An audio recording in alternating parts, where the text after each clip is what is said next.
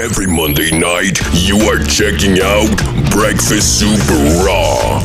Bon appetit as Don Tony and Mish dish out their opinions about the world of pro wrestling, sports, news, and pop culture. Breakfast Super Raw. And now, your host, Mish and Don Tony.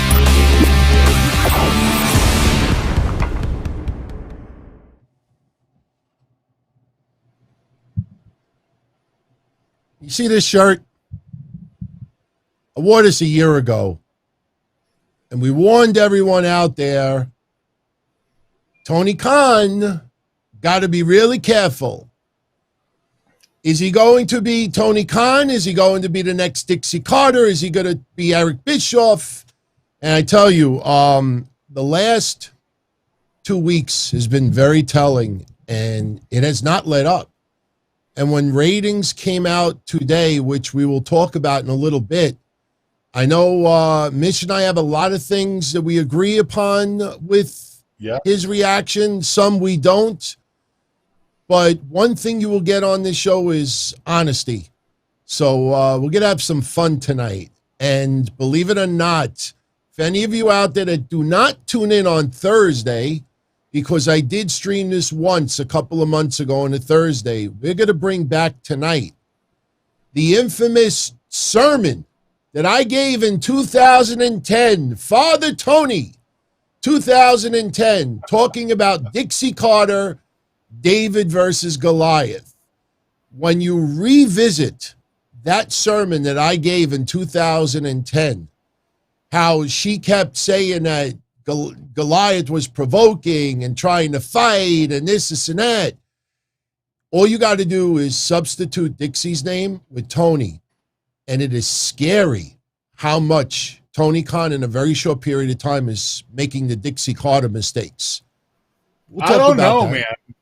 Yeah, we'll talk about that because comparing Tony Khan and Dixie Carter, I mean, not to disagree with Father Tony, but it's a bit sacrilegious, don't you think? Well, I give Dixie Carter credit because I wrote something on Twitter tonight, and I actually copied it on my notes because I wanted to read it word for word. And yes, we'll talk about Raw, and we're going to open up talking about Shayna Baszler. We told you. We told you. It's a sensitive topic, but we told you. We'll get into that. But I wrote earlier tonight, and I want everybody to remember this. One day, you're going to realize that Tony Khan is more like Dixie Carter than Eric Bischoff. Others that already realize this, they already know this, refuse to accept it because they want the reincarnation of the Monday Night Wars. The Monday Night Wars, they may have experienced and loved it and want it back. They may have been too young or maybe not even born or weren't even wrestling fans at that time and crave it. Watching the WWE Network biographies of the Monday Night Wars kind of makes you wish like you experienced it. They want that redone.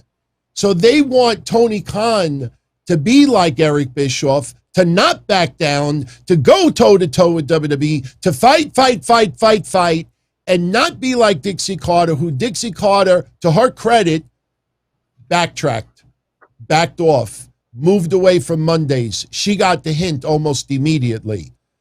Remember that. Remember that. So, but I don't know, any reaction to that? There's a lot of reaction, but are we going to jump into that, or are we jumping into Shayna? Well, let's talk about Shayna. We gave a contest tonight for everybody. I promised you all earlier that we would announce the contest by 11:30. It's already 11:11 because we don't think it's right to make you sit an hour or 2 hours just to hear instructions or contest. We're actually going to give away a couple of Atom Bomb micro brawlers, and very, very cool shout out to him in a few minutes. Mish has no idea what I'm going to say. I do not. And I'm kind of going to release a little announcement tonight, too, that I know is extremely premature, but the person on the opposite end that has talked to me about it knows that I'm too excited and I'm not going to keep it in. Haters are going to love it. Shayna Baszler. Now, look, for any of you out there that missed the last 2 weeks of Mish and I talking about Shayna Baszler and Sami Zayn, which was obvious. People refused to accept it, but Sami Zayn was obvious. He was not going. But Shayna Baszler, we touched on the subject. Mr. Stony Loney with the $5. Thank you for the super chat, my brother. Showing some love. Yeah, showing some love. Thank you, my friend. Thank you. So, Shayna Baszler, we had a conversation 2 weeks in a row, and if you want to hear the detailed conversations, go check out the last 2 shows that we did on Mondays. We're not going to repeat all that here. The end result was, even though there is progress in the Middle East, even though there's progress in Saudi Arabia, even though there's progress in Abu Dhabi, even though there's progress in some countries, there is still a lot of horrendous mistreatment of gays, bisexuals, women. You could go down the line. It's getting better, but, it's nowhere near acceptable. If anybody out there, and look, let's be honest, and Mish, I promise I'll only be 1 minute. For us in the United States that speak English, read English, that don't understand Arabic or whatever language they write in over there, we don't subscribe to their news outlets. We don't subscribe to their papers. We don't subscribe to all this stuff. And the reason why we don't hear or see a lot of the outrageous mistreatment out there, other than maybe Khashoggi or something that becomes worldwide news, is because you have a lot of people in the United States with blue check marks that have investments in Saudi Arabia and other countries, that work in those countries, that perform, that make money in those countries, and they're not going to call them out on this outrageous stuff. But if we subscribe, if you watched half the stuff that goes on in those countries, you would have understand why we talked about this before with Sami Zayn, Shayna Baszler. We remember this, and I said this on Thursday. A lot of you out there were like, "Oh, this tournament was so unfair. Liv Morgan should have been it. She should have won it." I repeat this again for the 35th time. Number one, you do not know which women chose not to go to Saudi Arabia. You don't know which women was never going to Saudi Arabia but agreed to take part in the tournament. But as we said from day one, that this tournament, this crown, Queen's Crown, was not, and it's nothing against the women, but this is a shiny little trinket. It's a $50 million event. They're going to that. They're selling every little. We'll give you Prince, Crown Prince. Here is a list of women that we think you would be acceptable of having perform in Saudi Arabia. Which one on this list would you like to see crown queen? Which one would you like to see? Now, sure, we're not going to see leg. We'll see spandex. And I'm not saying that Zelina Vega is a lock to win this, but there's a very small list of people that were on that list. Crown Prince, who would you like to be crowned queen? And if Zelina Vega gets crowned queen, and it's nothing against her, it's nothing against Doudrop or anyone else, but people since day one took these tournaments seriously. When it comes to the women, it's not evolved to the point where it's acceptable. Remember the controversy? I think Lacey Evans or Lana, somebody on the screen, they showed like a little bit of like skin around the tummy area, and there was this crazy outrage. Wow. So Shayna Baszler, for the last 2 weeks, we talked about her sexuality. And I don't care about her sexuality. I don't care about anybody's sexuality. Whatever makes you happy, as long as it doesn't involve animals, whatever makes you happy is fine with me. Heterosexual, homosexual, bisexual, I don't care. Trisexual. I don't care. But you got to look at this from Saudi Arabia, Crown Prince, what is going on still. And Shayna Baszler, we wanted her to win. She was our choice, our favorite. But this is why we talked about this for 2 weeks in a row. Because when you understand what's still going on over there and going on gross, it's gross, some of the stuff going on over there. You know, you say to yourself, man, if Shayna Baszler goes and wins this thing with, you know, a little bit of her sexuality, that's going to be big time news, even though nobody pays attention to that. Sure enough, Shayna Baszler loses. Now the final is Doudrop versus Zelina Vega. And most of you out there, Mish and I, we're not surprised. So, Mish, how do you feel about the fact that progress doesn't seem to be as high as people think that it is? You're right in the sense that Shayna should have been the one to go all the way. She should have been the strong representation of women, which for what the Prince is supposedly about, and the whole reason that WWE is there is to not only put on an entertaining show, but didn't they put it on WWE's shoulders to introduce new ideas, through their entertainment? So what would have been more of a new idea than a dominant woman that comes off as superior no matter what gender? So with that said, because I don't really think it's about sexuality, although there is a case to be made for that. Clearly there's a very big issue over there when it comes to, you know, the identity of homosexual and everything else like that.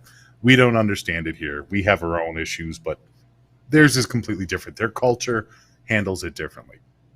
With that said, now you have Zelina Vega versus Doudrop. And when you look at Zelina Vega and you look at Doudrop, I am very interested in how they're going to play this, because Doudrop is definitely a very credible female athlete in the ring. However, she is not seen by the majority as an eyepiece. Zelina Vega, however, talented, but not on the same level as Doudrop, in my opinion, but very much so a girl that, or a woman that you would expect people to cheer for based upon her looks. If you're going to break it down into the most guttural caveman kind of way, Zelina Vega is going to win this because that's what they want to see. Well, you're right. You're right. But that's the point. I see people for almost this whole tournament focused on how short these matches are. For Shayna Baszler, it makes sense. She should be crushing people quickly. But for a lot of these other women out there, with all due respect, everyone, Austin in the chat, shout out to you, my brother. He said it perfectly. And I know some of you out there said it as well. At least they're finally utilizing Zelina a little bit better. I mean, she's getting a couple of wins. I mean, remember when she got let go? And we all felt bad for her. And then you had the ambulance chaser, Gabrielle Cartieres. We had a productive conversation. Everyone, we're now going into November. What the fuck has Andrew Yang done for professional wrestling? This is what he did. This is what he did. He jerked everybody off because he's a politician first. He's a wrestling fan. He's a wrestling fan. He's a politician. And yes, you can like certain people. They did nothing. Look at the wrestling world. Did they all step up? I'm with Zelina. Until they were not with Zelina. When everybody's like, yeah, Zelina, step up. Yeah, we need change. We need this. We need that. All right, I'm meeting with Gabriella. Are you with me? And then she goes back to WWE. Because at the end of the day, it's business. It's business. And I'm happy that Zelina's finally getting a little bit of opportunity. Zelina cosplays everything. In a physical stance, she will look like an elegant queen. And if you want to continue it on Raw and future Raws, Mish brought up a great point. There's two ways you could look at this. Imagine future Raws, and Doudrop comes down to the ring wearing the crown, and she's skipping down the ring, and she doesn't look like somebody that would wear the crown. Then you look at Zelina, and since Zelina is not as polished in the ring like Mish says. Hold on. That's kind of out of context what I was saying. I don't think that Doudrop doesn't deserve to wear the crown. Right. I think she's absolutely talented, and regardless of the team brackets, regardless of the queen brackets, I think that if anybody was to choose between the two, I would choose Doudrop first. The only reason that I bring up Zelina Vega as most likely the outcome is because of the sensitivity of that culture. I don't know how they feel about large women. I don't. I have zero clue. I'm completely ignorant to how Saudi Arabia perceives a large woman wrestling in a ring. No idea. We already know a lot of their culture's beliefs when it comes to sexuality. And obviously people are saying, the rumor being that Doudrop has also been bisexual. She's married now, but was once upon a time bisexual. I don't know how they would character her to their culture.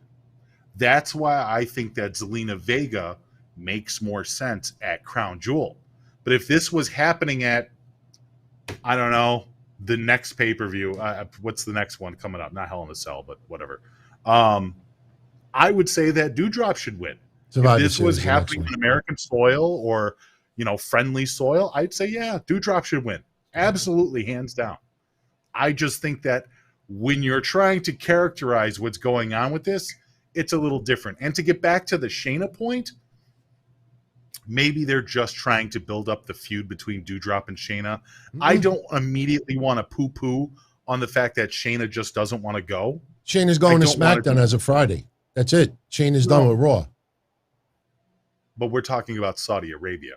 Yeah. Oh, that's what I'm talking about. I'm not talking about SmackDown. Yeah. I'm saying in Saudi Arabia, I'm not going to poo-poo on the idea whether she chose to go or didn't choose to go. Right. That's totally on her. That's her decision. Well, that's that's what I'm saying. It's a combination of, we don't know which women said, no, I don't want to go, and some women who had no choice in the answer. See, that's where we're going with this. And, if you look at the obvious, Shayna Baszler, you look at the whole tournament.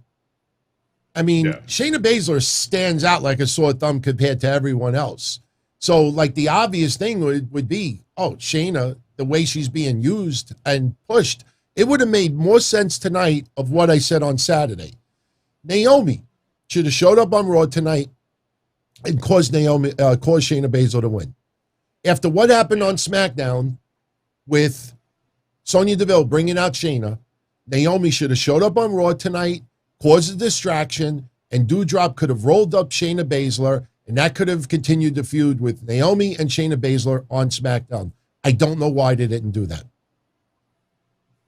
I don't know. So, well, now, a couple of things, everybody. Programming notes. Tonight, we're unfortunately definitely not taking calls. Number one, I don't have anything set up with that, but we're also ending the show a little earlier tonight because in 2 days, Wednesday night, even though AEW is not on, Mish will be joining me right here at 8:05 p.m., and we will be doing Crown Jewel predictions. So if you would like, and I will add Mish's logo to this, Wednesday night, 8:05 p.m. live. Join me here. Join Mish here. We will do predictions. And I think we'll probably do a little predictions contest. For our channel members, you'll have a second contest. If you're a channel member and a Patreon, you probably could get part of 3 contests. By all means, go for it. So, so there's really no reason to have a, gigantic show today, 48 hours. And look, if you're a Patreon, Mish and I are going to be on tomorrow again. So you'll get it's 3 days in a row this week. All right? Right. Also, Thursday, I don't know if you're doing a recap. If not, you're more than welcome. I'm going to be here Thursday, right after Saudi Arabia Crown Jewel ends. I am going home early. I am watching it live. I expect the pay-per-view to end around 3:30 p.m. Eastern. So Thursday, I'll be here with your recap. Oh, is that when it's ending or is that when it's starting? That's when it's ending, approximately. Yeah, it starts around noon. Yeah, around 11 a.m. your time. Okay. So Thursday, you get a double dose of me because Thursday afternoon, we do Crown Jewel. And then at 10:05 p.m. Thursday night, we do that entire chat that we talked about last week. So that's your programming notes. And then because AEW is on again Saturday, the Don Tony show will be at 10:05 again next Saturday. So there's your programming updates. Mark your calendars accordingly. So what did you think of Raw tonight? The go-home show. The Crown Jewel. I mean, it was okay.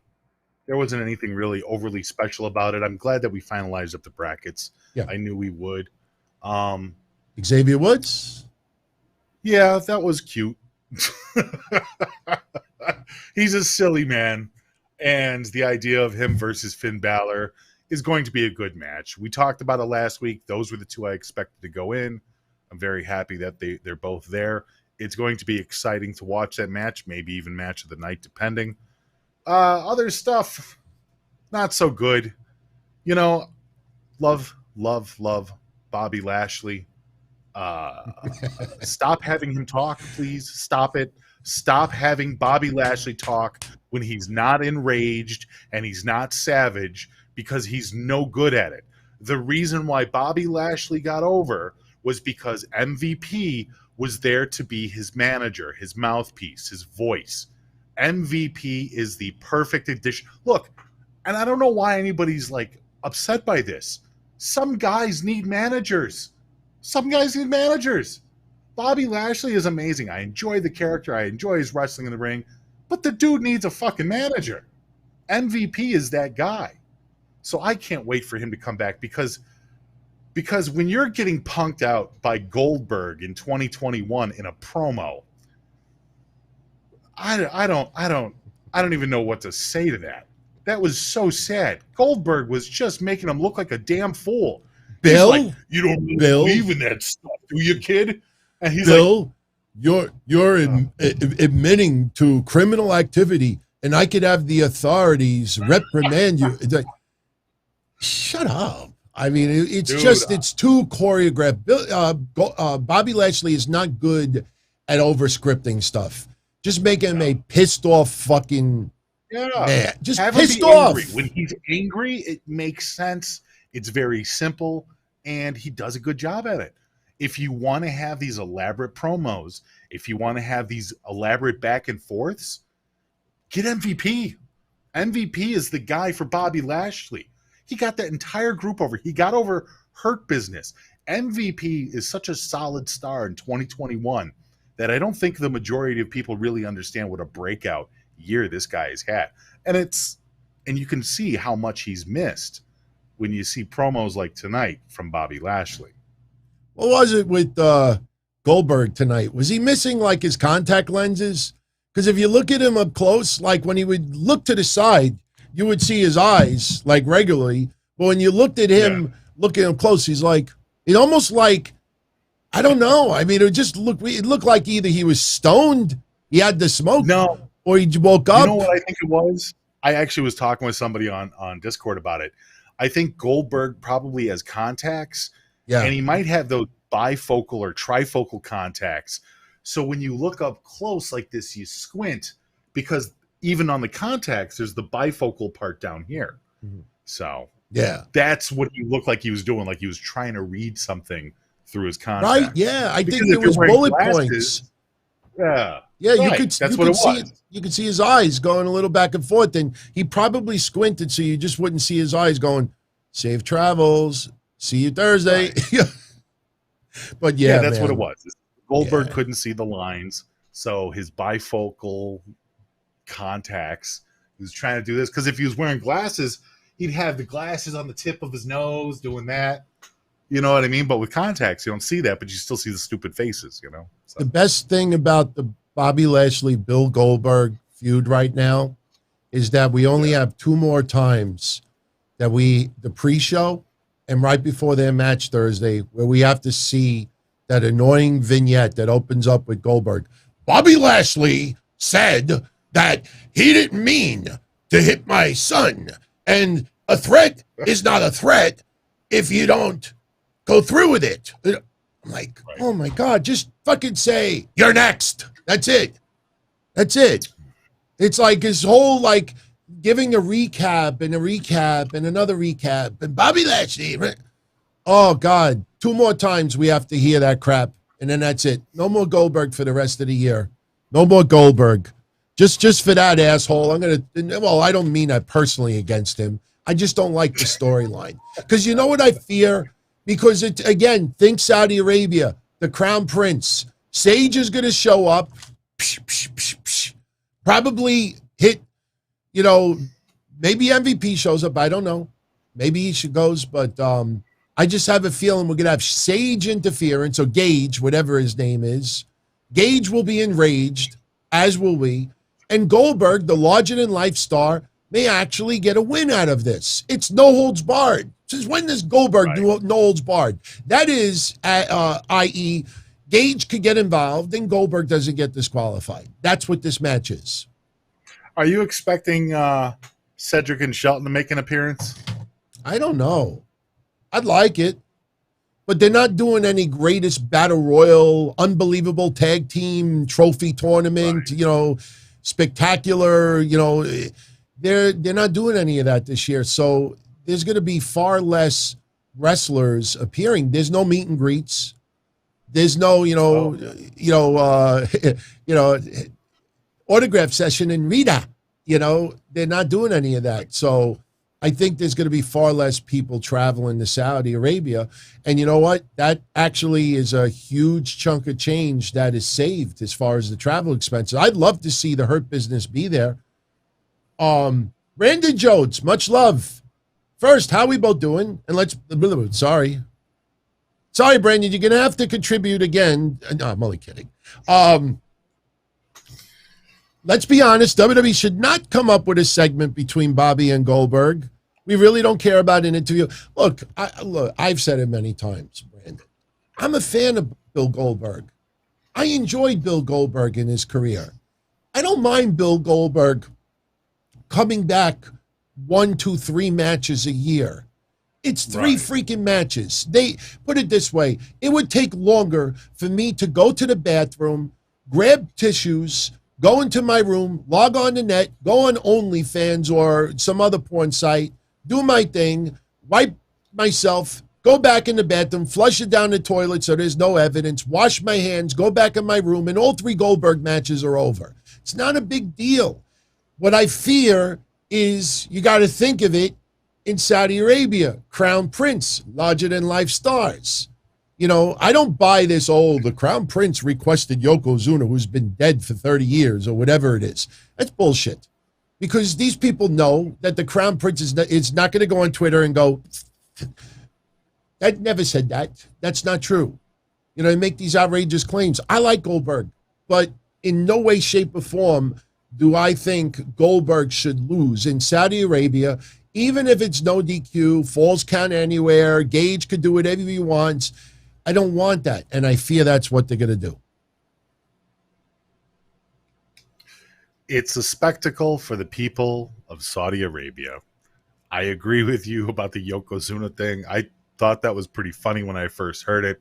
They also said that he wanted, who else? CM Punk and somebody else that isn't around lately from WWE. And it's kind of like, you're right. It's weird because it's not like the Saudi prince is going to go on Twitter and refute that. There's just no possibility of that. But as far as people being upset that the Goldberg and Lashley match is happening, it's a spectacle.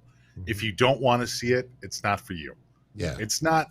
This isn't going to hurt or make anyone. It's unless funny. Gage gets involved. If Gage gets involved, then it'll be a little bit more interest towards Goldberg's son, obviously second gen at this point. But for the most part, this is just it's a blow off to what's been going on between the two guys. You know, if MVP shows up or if Cedric and Shelton show up, I'll be happy.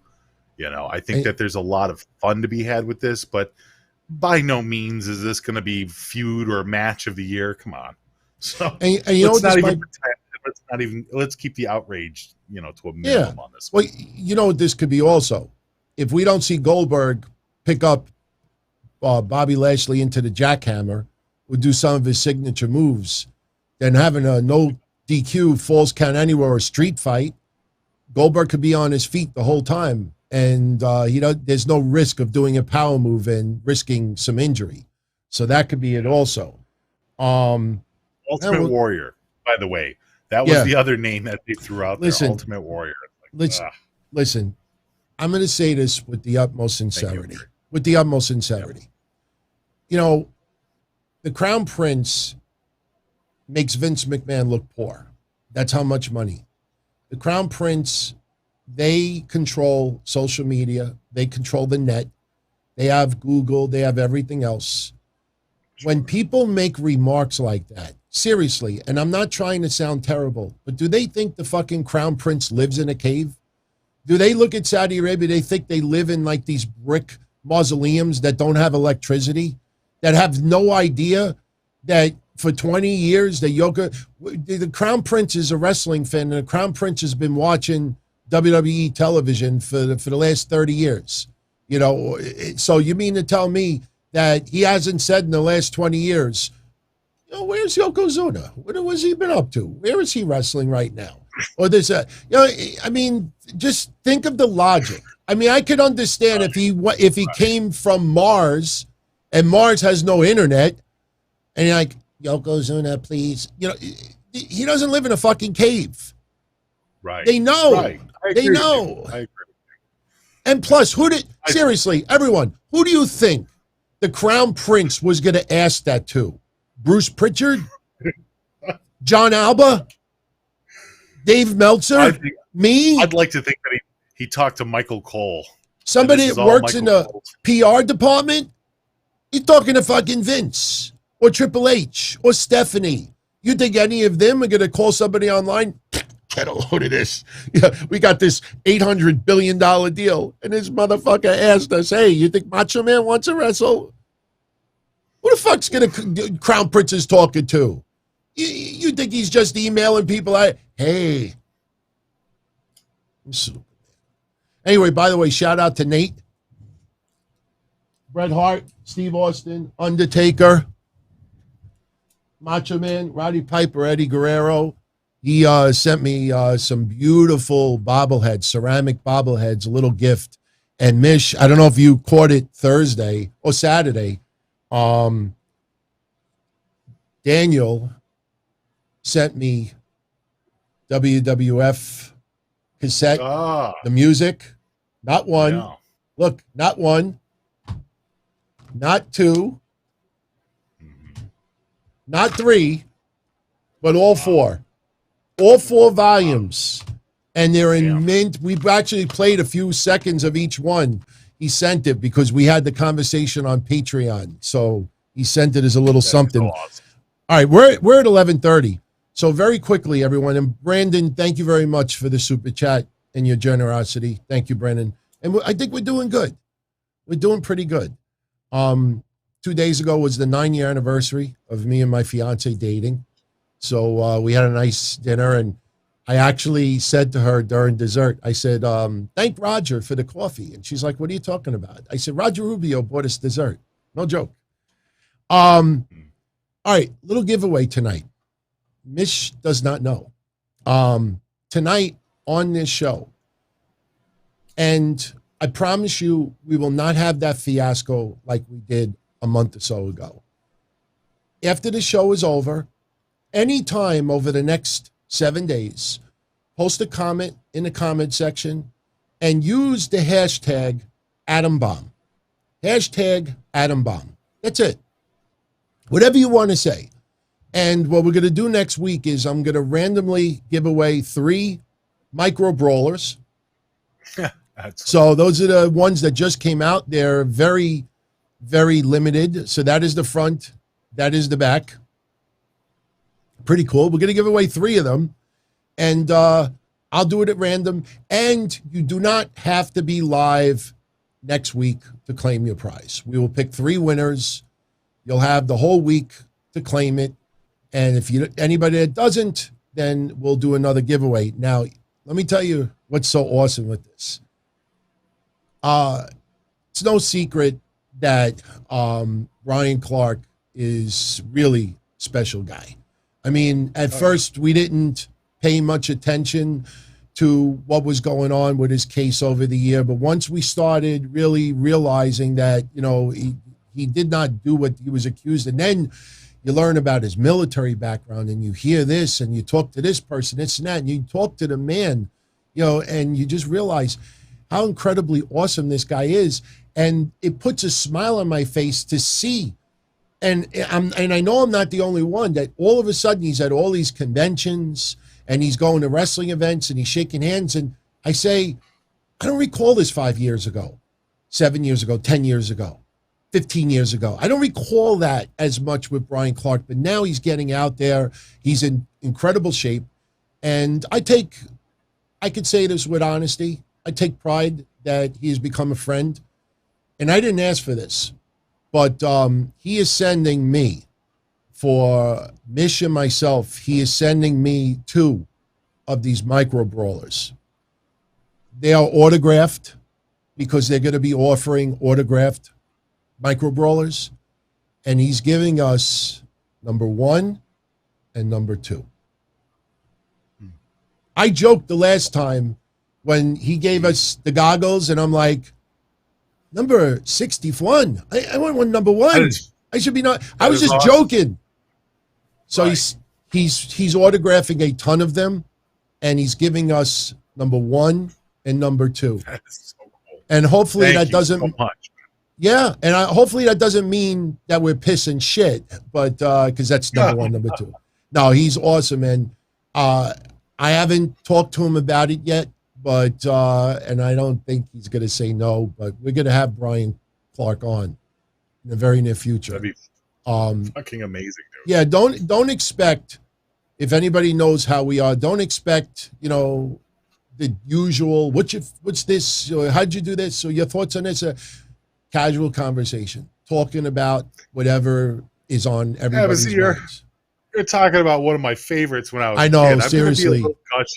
He's watching this. I'm sorry. He's watching this episode tonight, and I swear to you, I could pull episodes up from 10 years ago where Mish purposely, specifically said Adam Bomb was his favorite wrestler growing up. No joke. Until CM Punk came along, but but yeah, he's sending me number 1 and number 2. Now the big thing is, you know, I was originally going to flip a coin live on the show, and whoever, you know, gets heads or tails gets the number 1. But since he was your favorite growing up, I will give you the number 1. So you will have the first ever autographed micro brawlers. I'll have to make some space on the wall, put it up there for sure. Yeah, you know. Yeah. So, Brandon, thank you very much, my friend. And he's just talking about tonight's interview. He knows Bobby can't talk. We just don't need another segment before the pay-per-view. Yes, I know. They're not going to give us any more live stuff. He might do a backstage segment on Thursday, but I'm done with the Goldberg, Bobby Lashley stuff. Seriously. I picture it in my mind. I close my eyes and I'm like, oh, God, Sage is going to show up. He ain't going to be sitting ringside. I don't think. He'll stand out like a sore thumb. But he's going to show up, and I could picture him brawling up the rampway, and then he shows up at the rampway, and if MVP is there, he'll clock MVP. Maybe he gets a shot into Bobby Lashley. I just hope he doesn't spear Bobby Lashley as a receipt. And I think after it's over, you'll have the 2 in the ring, Goldberg holding his son's arm up in the air also, and Saudi Arabia will give him a loud ovation. Hopefully it's a send-off for the next 6 months. Yeah. So, Brandon, thank you very much, my friend. and thank you for your generosity. Also want to thank Joe Punches. Joe, you are now officially in our Patreon Hall of Fame. We subtly added you to the list today. So you'll see it be made official a little bit later. So he's sending love to us and to everyone out there, and I hope everybody's having a good night. Under the circumstances, Raw was kind of average. It usually is average, but it's a lead into Saudi Arabia. Let me ask you a question with tonight. Sure. And I have another announcement, a few minutes, everyone. The one that I really should not be saying tonight, but I will. Charlotte versus Bianca Belair. Oh, yeah. No, I got those on the queue. Let me tell you something. The one where he held the cell phone on the screen, people already photoshopping like their own podcast on the phone to make it look like they were tuning in. So we'll probably do that too. That was pretty funny. Bianca Belair versus Charlotte tonight. Now, obviously, tonight was Charlotte's last night on Raw. She is now going into Friday as the Raw Women's Champion, which is what we feared they were going to do, similar to what they did with the New Day and the Street Profits last year. Charlotte is likely going to trade her title with someone else. Now, I don't mind the DQ finish tonight because I think it would have looked a little bit too predictable that Charlotte is leaving Raw, so she drops the title on her last night there. I mean, we grew up with that stuff. Because somebody is leaving, they drop the title, and then they're gone. Right. She's a Flair. I mean, anyone out there that grew up with Ric Flair as a heavyweight champion, he would have 30, 60-minute matches, and sometimes it would end in a DQ finish. He would grab a chair, he'd throw someone, whatever he would do, throw him on the top rope, or the side apron rope, and crotch them and get disqualified. I mean, I know it's a little cheap. Mish, you think that people complaining more because Bianca lost or because Charlotte won? Because there is a difference. I think it's a mix. I think that you got a lot more people that are upset that Charlotte won. Obviously, Charlotte laid in the whole "you're just a flash in the pan" bit on Bianca Belair, and I think for a lot of people, the truth hurts.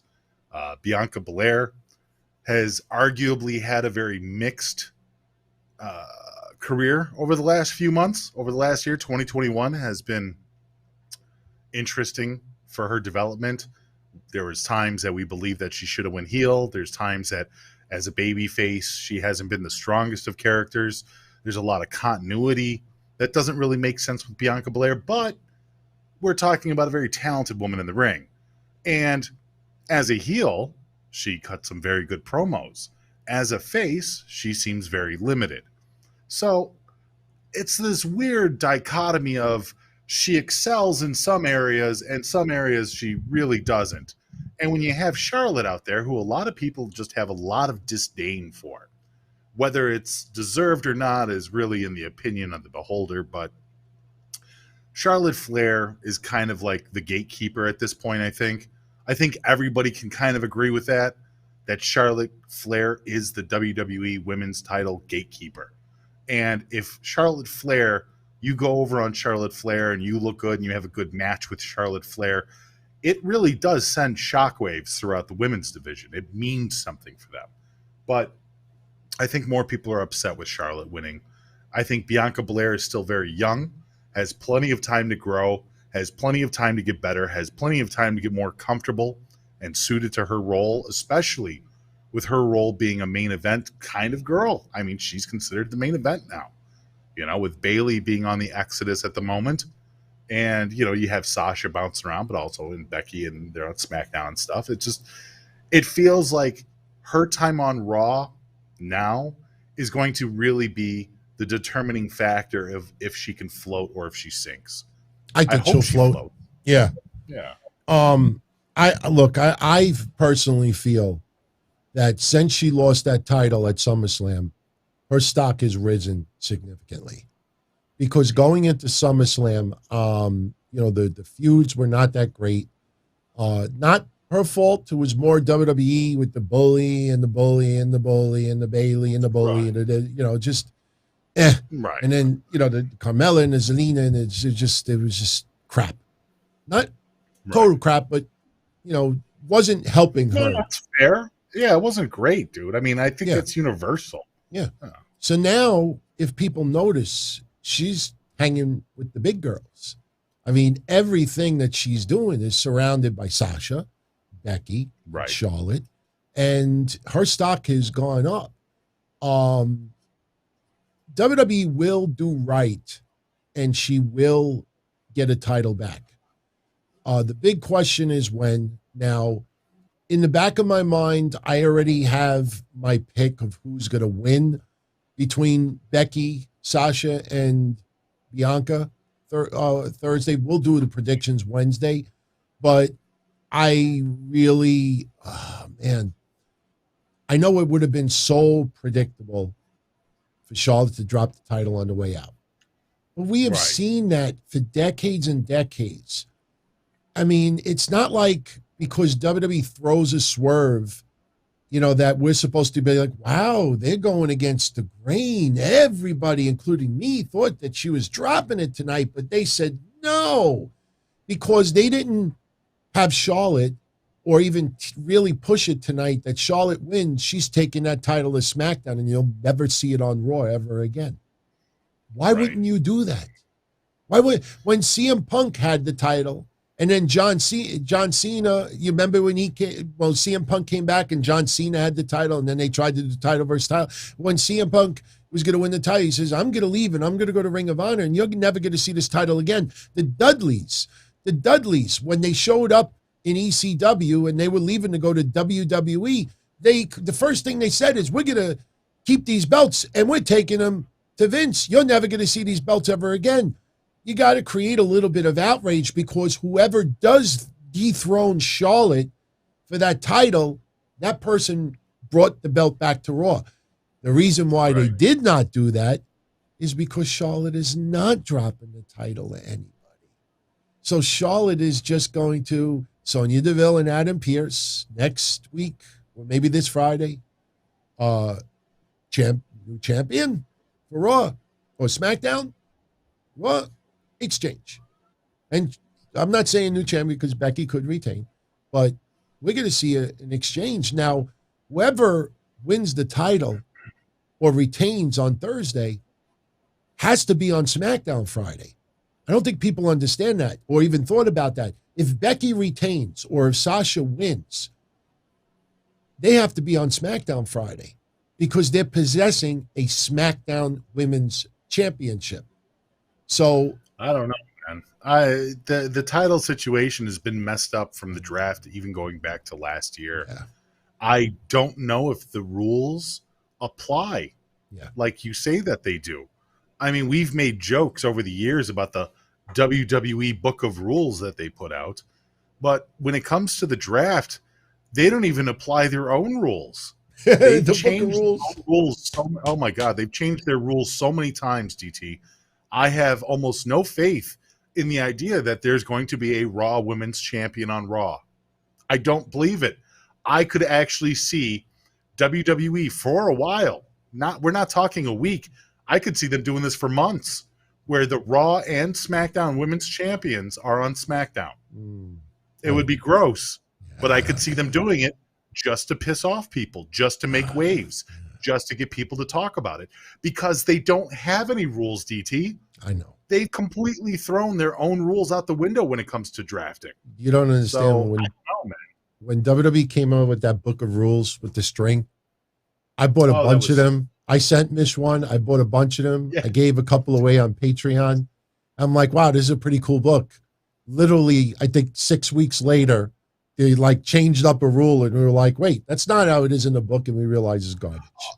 Oh, but even the book was hilarious. I think me and Joe, I did a sit-down read of the book, live on the air, from one of the older Wrestling Soup episodes, but we read off some of the rules, and it was just so horrible. And the book is wacky. It's not serious. Like, you know what? And we talked about this before too, and I brought it up and I haven't done anything about it, but why doesn't somebody come up with a book of actual rules for wrestling? Because you really can't, because they keep switching them all the time.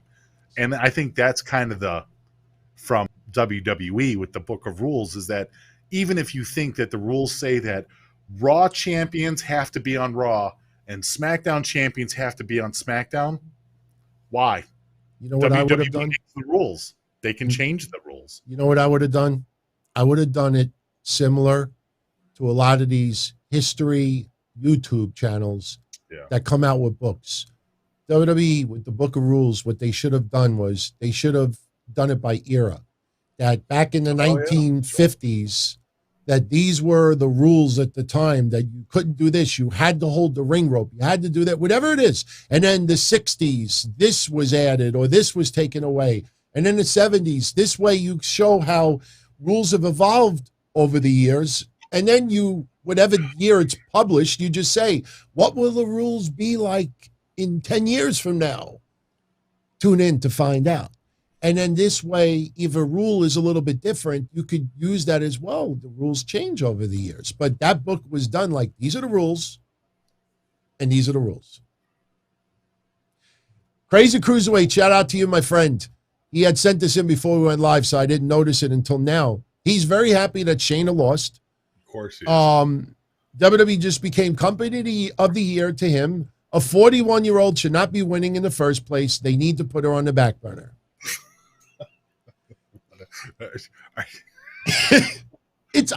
I understand why he's saying it. Do you? I understand. Because he doesn't like older women getting high-profile opportunities, that it's time to utilize some of the younger women. If Shayna Baszler is... What does age have to do with talent? Yeah. What does age have to do with cutting a good promo? Like, is there a certain age that somebody hits and they can automatically deliver a good promo? Because we've seen people much older than 41 that can't talk for shit. And we've seen people much younger than 41 that can absolutely talk somebody's ear off. What the hell does that mean? No, Wombology. We know Crazy Cruiserweight for many years. So he truly feels this way. And believe it or not, there's a lot of people who disagree with him, but there's a decent number of you out there who agree with him. There's nobody that agrees with this guy. Come on. You're just messing. Come on. There's nobody that agrees with the fact that I don't agree with him. I like Shayna Baszler. Should be taken out back and gotten 2 in the back of the head. Like, that's this guy's premise here. I am not an ageist. I don't know why he hates anybody over 40 so much. There's got to be some kind of a history lesson there, right? Maybe.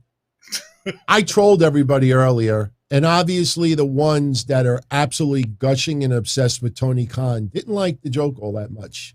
I noticed something. Did you see my picture earlier? No. I noticed something in the opening segment of Raw tonight, other than the fact that I would love my fiance to put on one of those outfits at least once.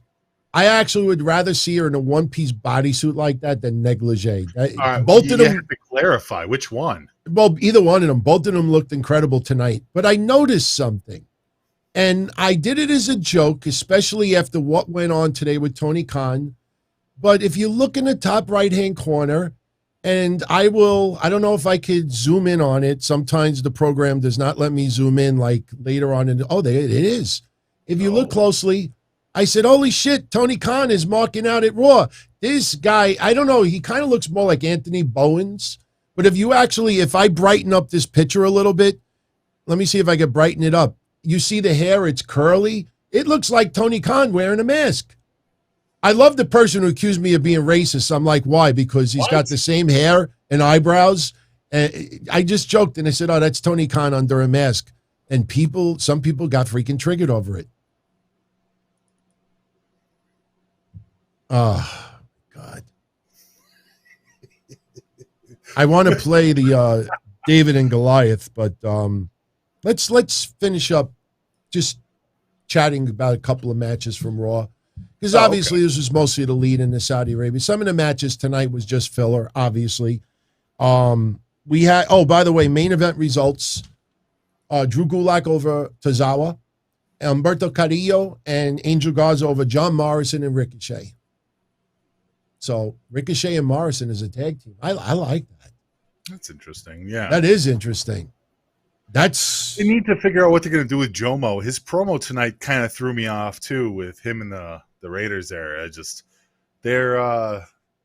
I'm missing Jomo and Miz together. I know Miz is busy doing what was it, Food Network stuff. He did Travolta tonight. They had Grease night on Dancing with the Stars. Yeah, that's right. He was dancing tonight too. Yeah, I hope he wins, man. I voted for him. I don't have the number for his text like one blah blah blah blah. I text him. I don't do it 10 times. I do it once. Right. But I hope he wins, man. The guy has been putting 200% in that. Charismatic dude, fun to watch. Him and his wife, they're fucking great Absolutely, together. Man. You know? Absolutely. So I hope he wins, man. I really do. Since last week, I found that I immediately thought of Kenny Omega dressed up as Aladdin, and I put the pictures side by side, and everybody else did the same thing after. He wasn't Aladdin. He was whatever he was. He looked like Aladdin. Giselle? No. Yeah, whatever. Wearing blue is. But I honestly Googled to see if Kenny Omega ever dressed up like John Travolta or Grease. Oh. And no, he didn't. No. So I couldn't do another side by side tonight.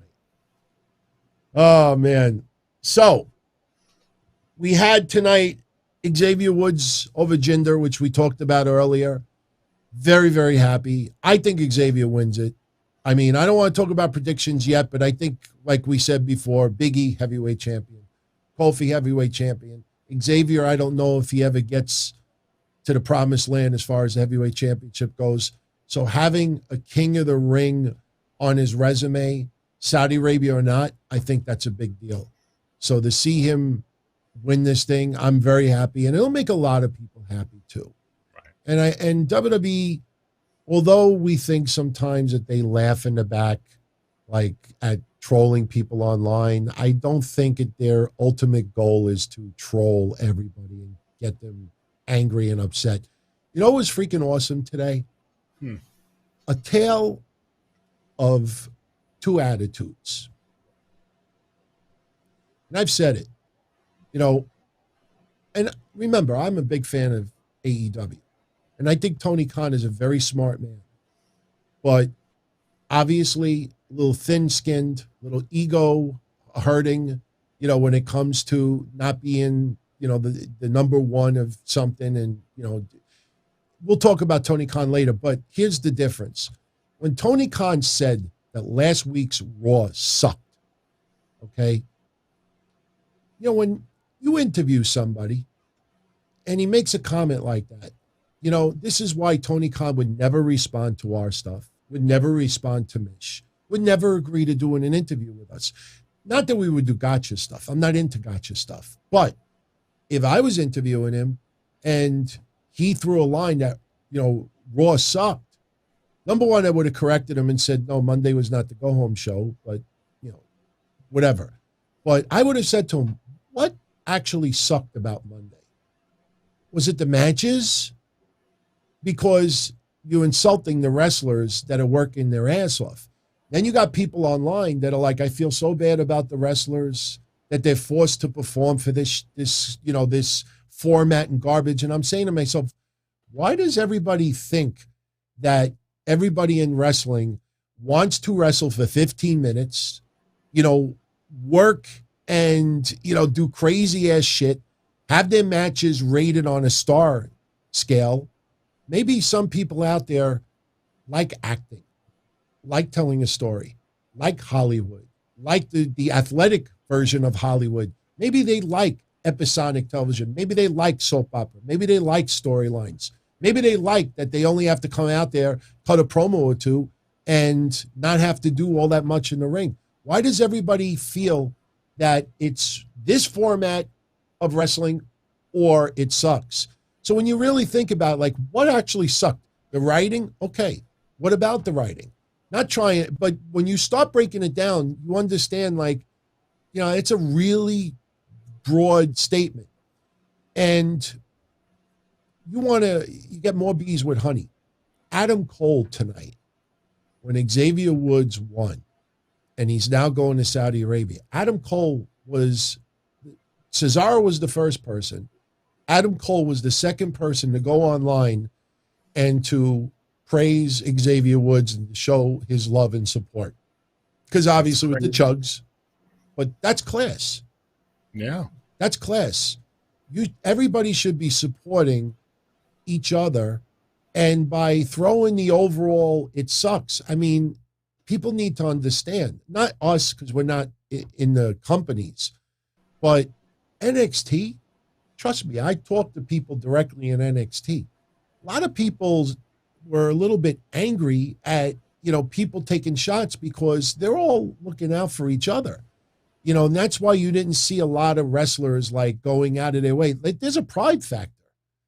You're working for NXT and you're getting dissed and you're getting this and forced into this and this and that. There's a pride factor. You work for a company.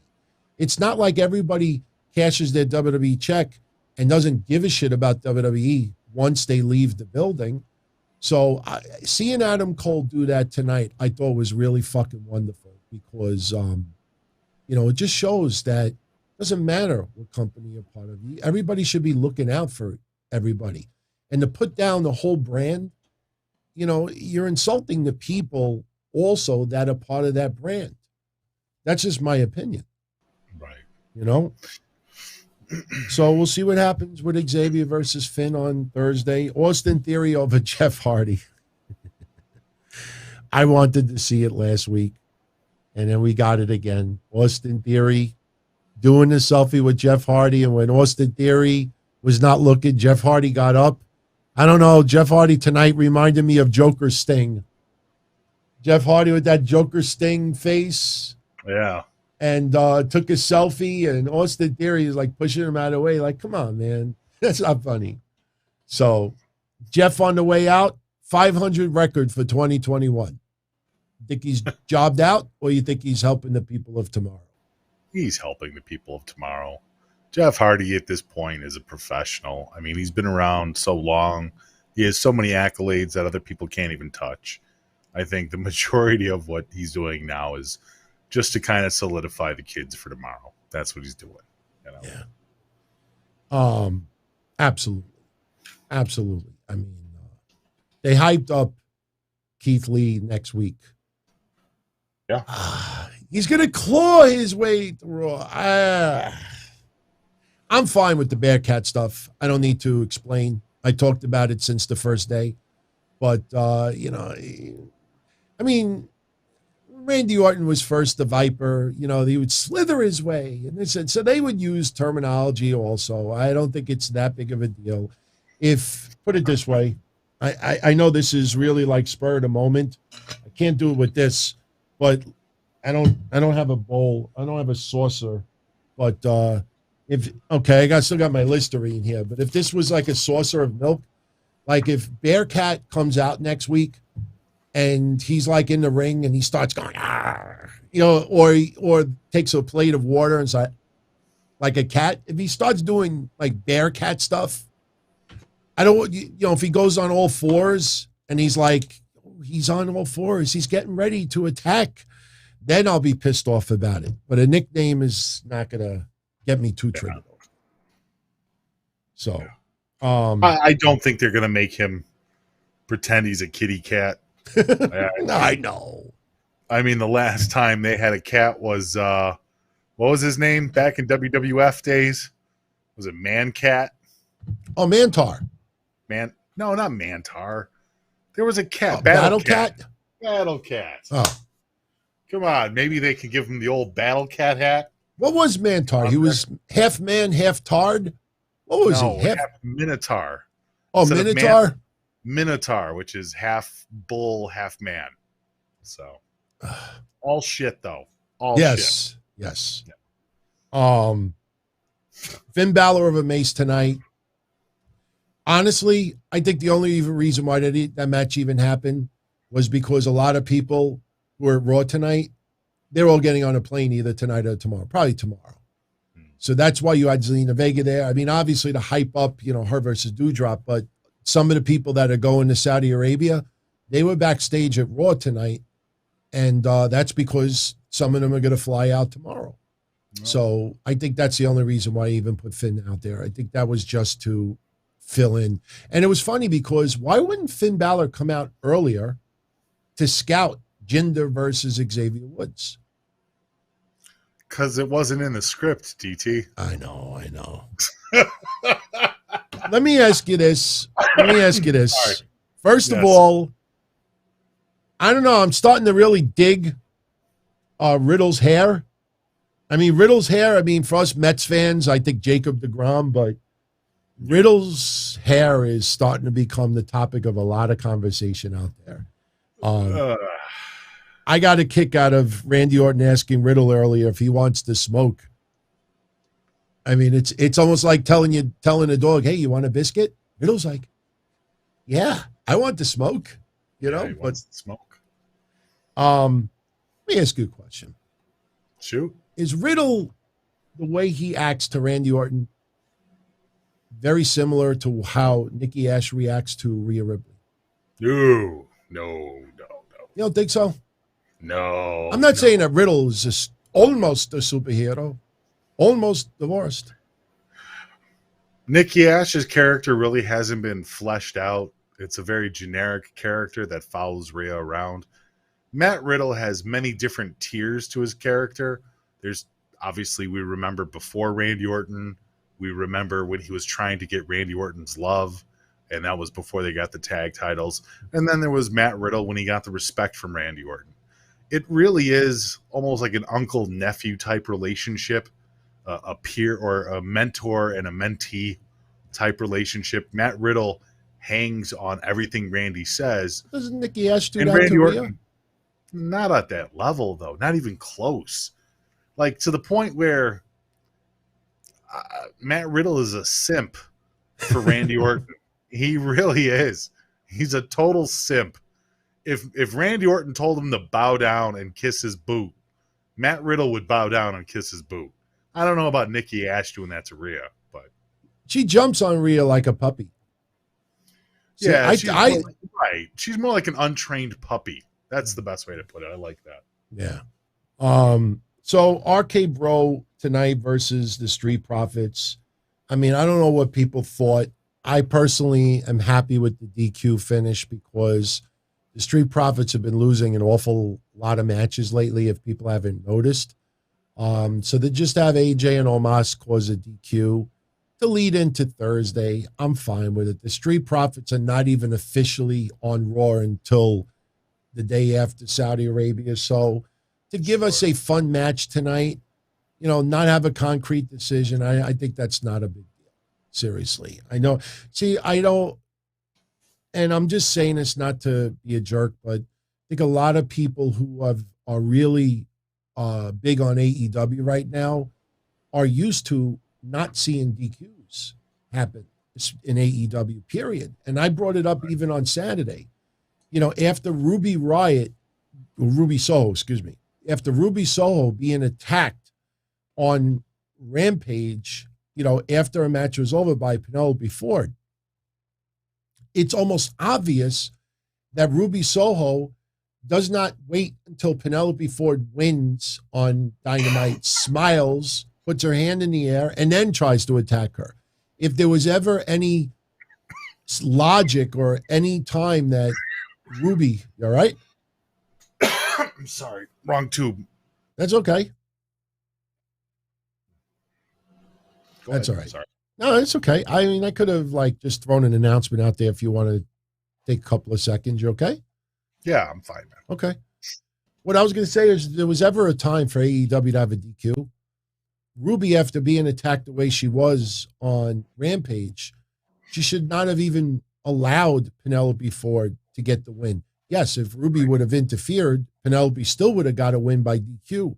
But there's a time where Ruby running in after Penelope scores the victory and has a win under her belt. If you're going to have her have a victory, let it be because I interfered and tried to beat the crap out of you. So AEW doesn't hardly do any DQs, and sometimes it makes sense to do it. So by being used to not having them, when you see it happen now on WWE television, it almost feels like an oddity. Yeah, it does. So, what else do we have tonight? Mansoor over Cedric. And then we have Big E and Drew versus Dolph and Robert Roode. Mansoor versus Cedric was a fun match. Obviously Mansoor doesn't get much mic time. Right. And Ali looking extremely concerned when Mansoor looked pissed. That's all the hype of Saudi Arabia. Right. I mean, that's what it's designed for. Mansoor versus Ali. Do not be surprised if it's one of the best matches of the show. I think WWE is going to let them go 15 to 20 minutes. So I think it'll be a big moment for Mansoor. Mansoor needs this. And Ali's course with this gimmick, this storyline is at an end. We want to see Mansoor win. We want to see him break away. And we want to see him identify himself as a standalone star. He's had the training wheels on for a very long time. Mansoor has been helped out by a lot of different people over the last couple of years. I think it's about time that they give him the opportunity to at least stand on his own. Yes. So this is going to be the end of the Ali-Mansoor feud and perhaps the beginning of Mansoor's career. You think they have a handshake after the match is over? I hope not. I hope they use Mansoor and Ali. Well, see, the thing is I hope that Ali has resentment, and I hope that they keep him as something that comes down the line. So when Mansoor continues and goes on to different feuds and everything else like that, that there could always be a resurrection of Ali versus Mansoor. I have no problem with that. Yeah. Mansoor, was he drafted to SmackDown? I don't recall if they were split. I don't think they were split. I don't think they were split at all. No, they were not split. I mean, they were split, feud-wise, but you and I called that way before they even had friction. We said they're going to fight each other in Saudi Arabia. Oh, yeah. Well, that you know what, though? But this is one of those cases, DT, where simple feuds work. That's all this is. Yeah. You don't have to be a fucking rocket scientist. You don't have to go to Vince Russo's Book of Swerves. You just have to watch what's going on with the feud. It's very simple. It's the story of, the mentee coming up and finally defeating the mentor, and the mentor being jealous. And that's what we come out to. And that's how it's going to end. It's going to end with Mansoor now finally being able to stand on his own feet, and Ali going away and maybe coming back again down the road. But it's a simple feud. I don't think every single feud needs to have like all these nooks and crannies of details for storylines. As a matter of fact, when WWE keeps things simple, it's usually successful. It's when WWE tries to go really elaborate that everything gets corny as fuck. Corny as fuck.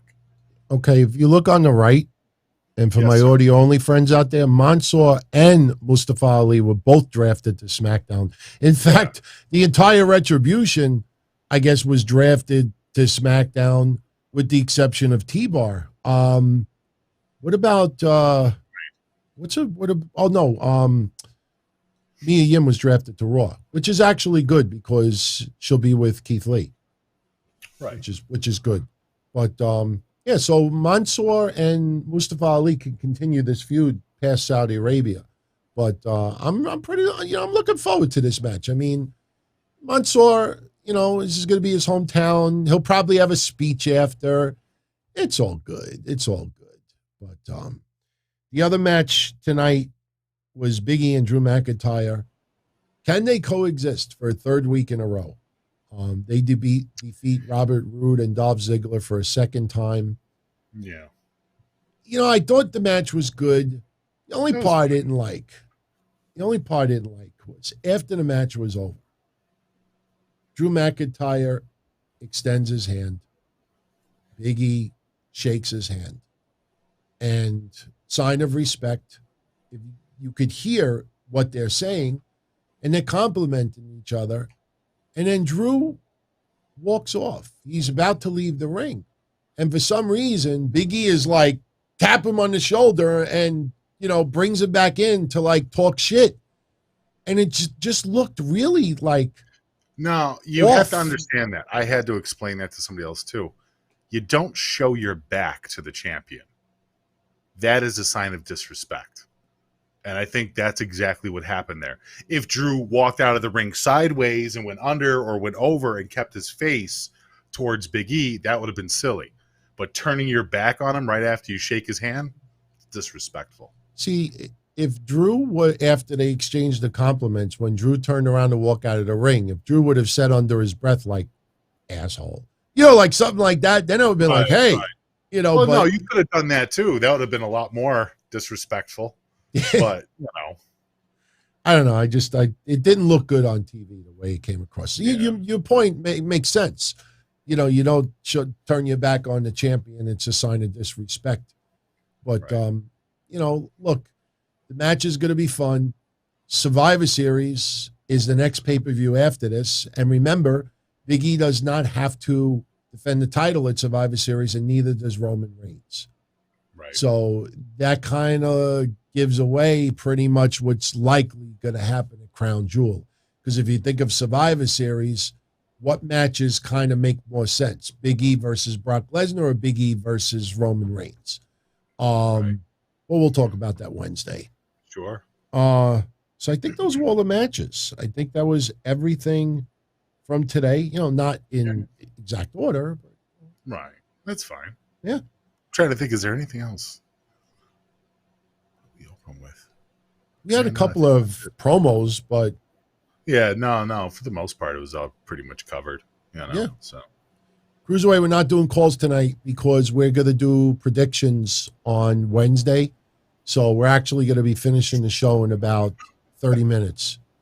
Right. And the only reason why I was saying 30 minutes is because we have a 17-minute audio flashback from 2010. I know some of you who tune in on Thursdays got to hear it once about a month and a half ago, but since I know majority of you out there do not tune into Thursdays, we're going to revisit it. So I guess we're going to talk a little bit about Tony Khan right now. Now, we talked over the weekend, the recap of Roman Reigns' interview. Roman Reigns talking about Brock, talking about his run, talking about Thunderdome, talked about a lot of topics. CM Punk was brought up. AEW was brought up.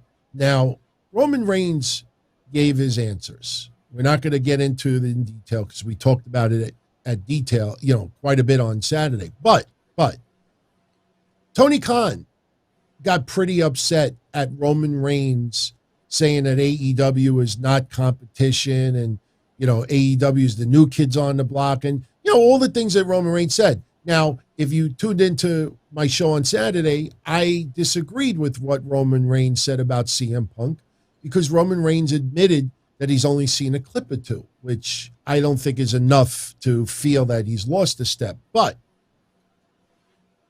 what I find fault in Tony Khan and everybody else ripping Roman Reigns for making the comments he did, understand, and I want everybody to really think about this because this is a direction that I guarantee almost none of you thought about before. Do you want big-time stars in WWE to do interviews? Or do you want that to be cut off completely? Or do you want just Ryan Satin to do those sit-down things that they do for Fox? The reason why I'm saying that is because the interviewer brought up AEW. The interviewer brought up competition. The interviewer brought up CM Punk. The interviewer. Now, if Roman Reigns turns around and says to him, I don't want to answer that stuff. You know what I mean? How does that make Roman Reigns look? It's the interviewer is the one that's posing these questions and Roman Reigns is giving his honest opinion. And then everybody jumps on Roman Reigns for saying this stuff, but not thinking like, wait a minute, the interviewer is the one that caused, the little bit of controversy here. Because what's going to happen is a lot of these stars or people that want to do interviews with WWE stars, what's going to happen is when next time you call their PR department, like, hey, we'd like to have an interview with blah, blah, blah, blah, blah, they're going to say beforehand, no AEW discussion, none CM Punk, no AEW related stuff. And then when people go online and say, I wanted to do an interview with blah, blah, they blah. They do blah. that anyways. Well, they do not that really. Anyways, when they did it at All In? with all of those where they forced all the podcasters to pay vendor prices, even though podcasters are members of the media and not and members of the press and not vendors. They force them that if you're going to have somebody come by your table, here's a list of things you can't ask about. Make sure everything pertains to the pay-per-view. We don't want them asking any other questions. Dude, they do that already. Yeah, but I'm talking about WWE. I'm just talking strictly WWE because WWE is going to, from now on. WWE goes through that too, though. When they go on, but you want to know something? The bump? Roman Reigns, see, this is what people, I think, forget. I think it was June. Before CM Punk debuted for AEW. Roman Reigns did an interview with Ariel Helwani, and CM Punk was brought up. And Roman Reigns said that CM Punk was not the star that John Cena was and others, and said that he was not really like and Roman Reigns said some pretty harsh stuff. So I can understand when there's a difference. There's a difference. Let me explain this to you real quick. There are definitely a lot of media crawls that they do where there is a list of questions that these different platforms can ask the wrestlers. That's just what happens. But there are special cases like a Helwani. There are special cases like Howard Stern or an O&A back in the day, or the dude from Canada, where they can ask whatever they want and put those wrestlers on the spot. There are some media outlets that are bigger than the WWE control. There's a reason why Stephanie McMahon was talking about her breasts and her vagina on Howard Stern. But do you think some shitty podcast could dare A, get an interview with Stephanie McMahon, and B, ask her those kind of questions? It's disrespectful. I'm telling you, there's a different. Yeah, but Howard Stern did it. He did it. You can find it online. It's not a secret. It's different media outlets allow different things, and different media outlets have to adhere to different rules. A majority of them, though, DT, are going to be given scripted questions to ask. That's just how it works.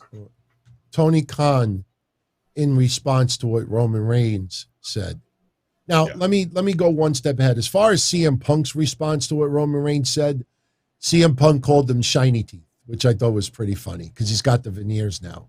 But I think CM Punk has a legitimate reason to be a little bit pissed off at Roman Reigns because Roman Reigns has been throwing a little shade CM Punk's way for a little while now. It wasn't just in the last week. And again, when Roman Reigns admitted that he only seen a clip or two, as I said on Saturday, that's not enough to turn around and feel that the guy has missed a step. Guy's been out of wrestling for 7 years. Of course, it's going to take time to have it all come back. Roman Reigns would probably admit to people out there that when he came back from his illness, it took a while for him to get back to 100%.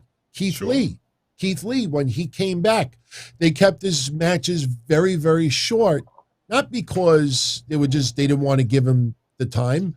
They wanted to ease him in. So I think it was a little unfair for Roman Reigns, but Tony Khan, the last couple of days, and then we're going to play the flashback of 2010.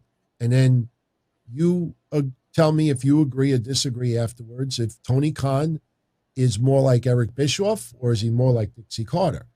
Tony Khan, in responding to Roman Reigns, and we didn't even get to the ratings yet, he says, and I quote, "I think it's cute that they really believe they're the big dogs over there.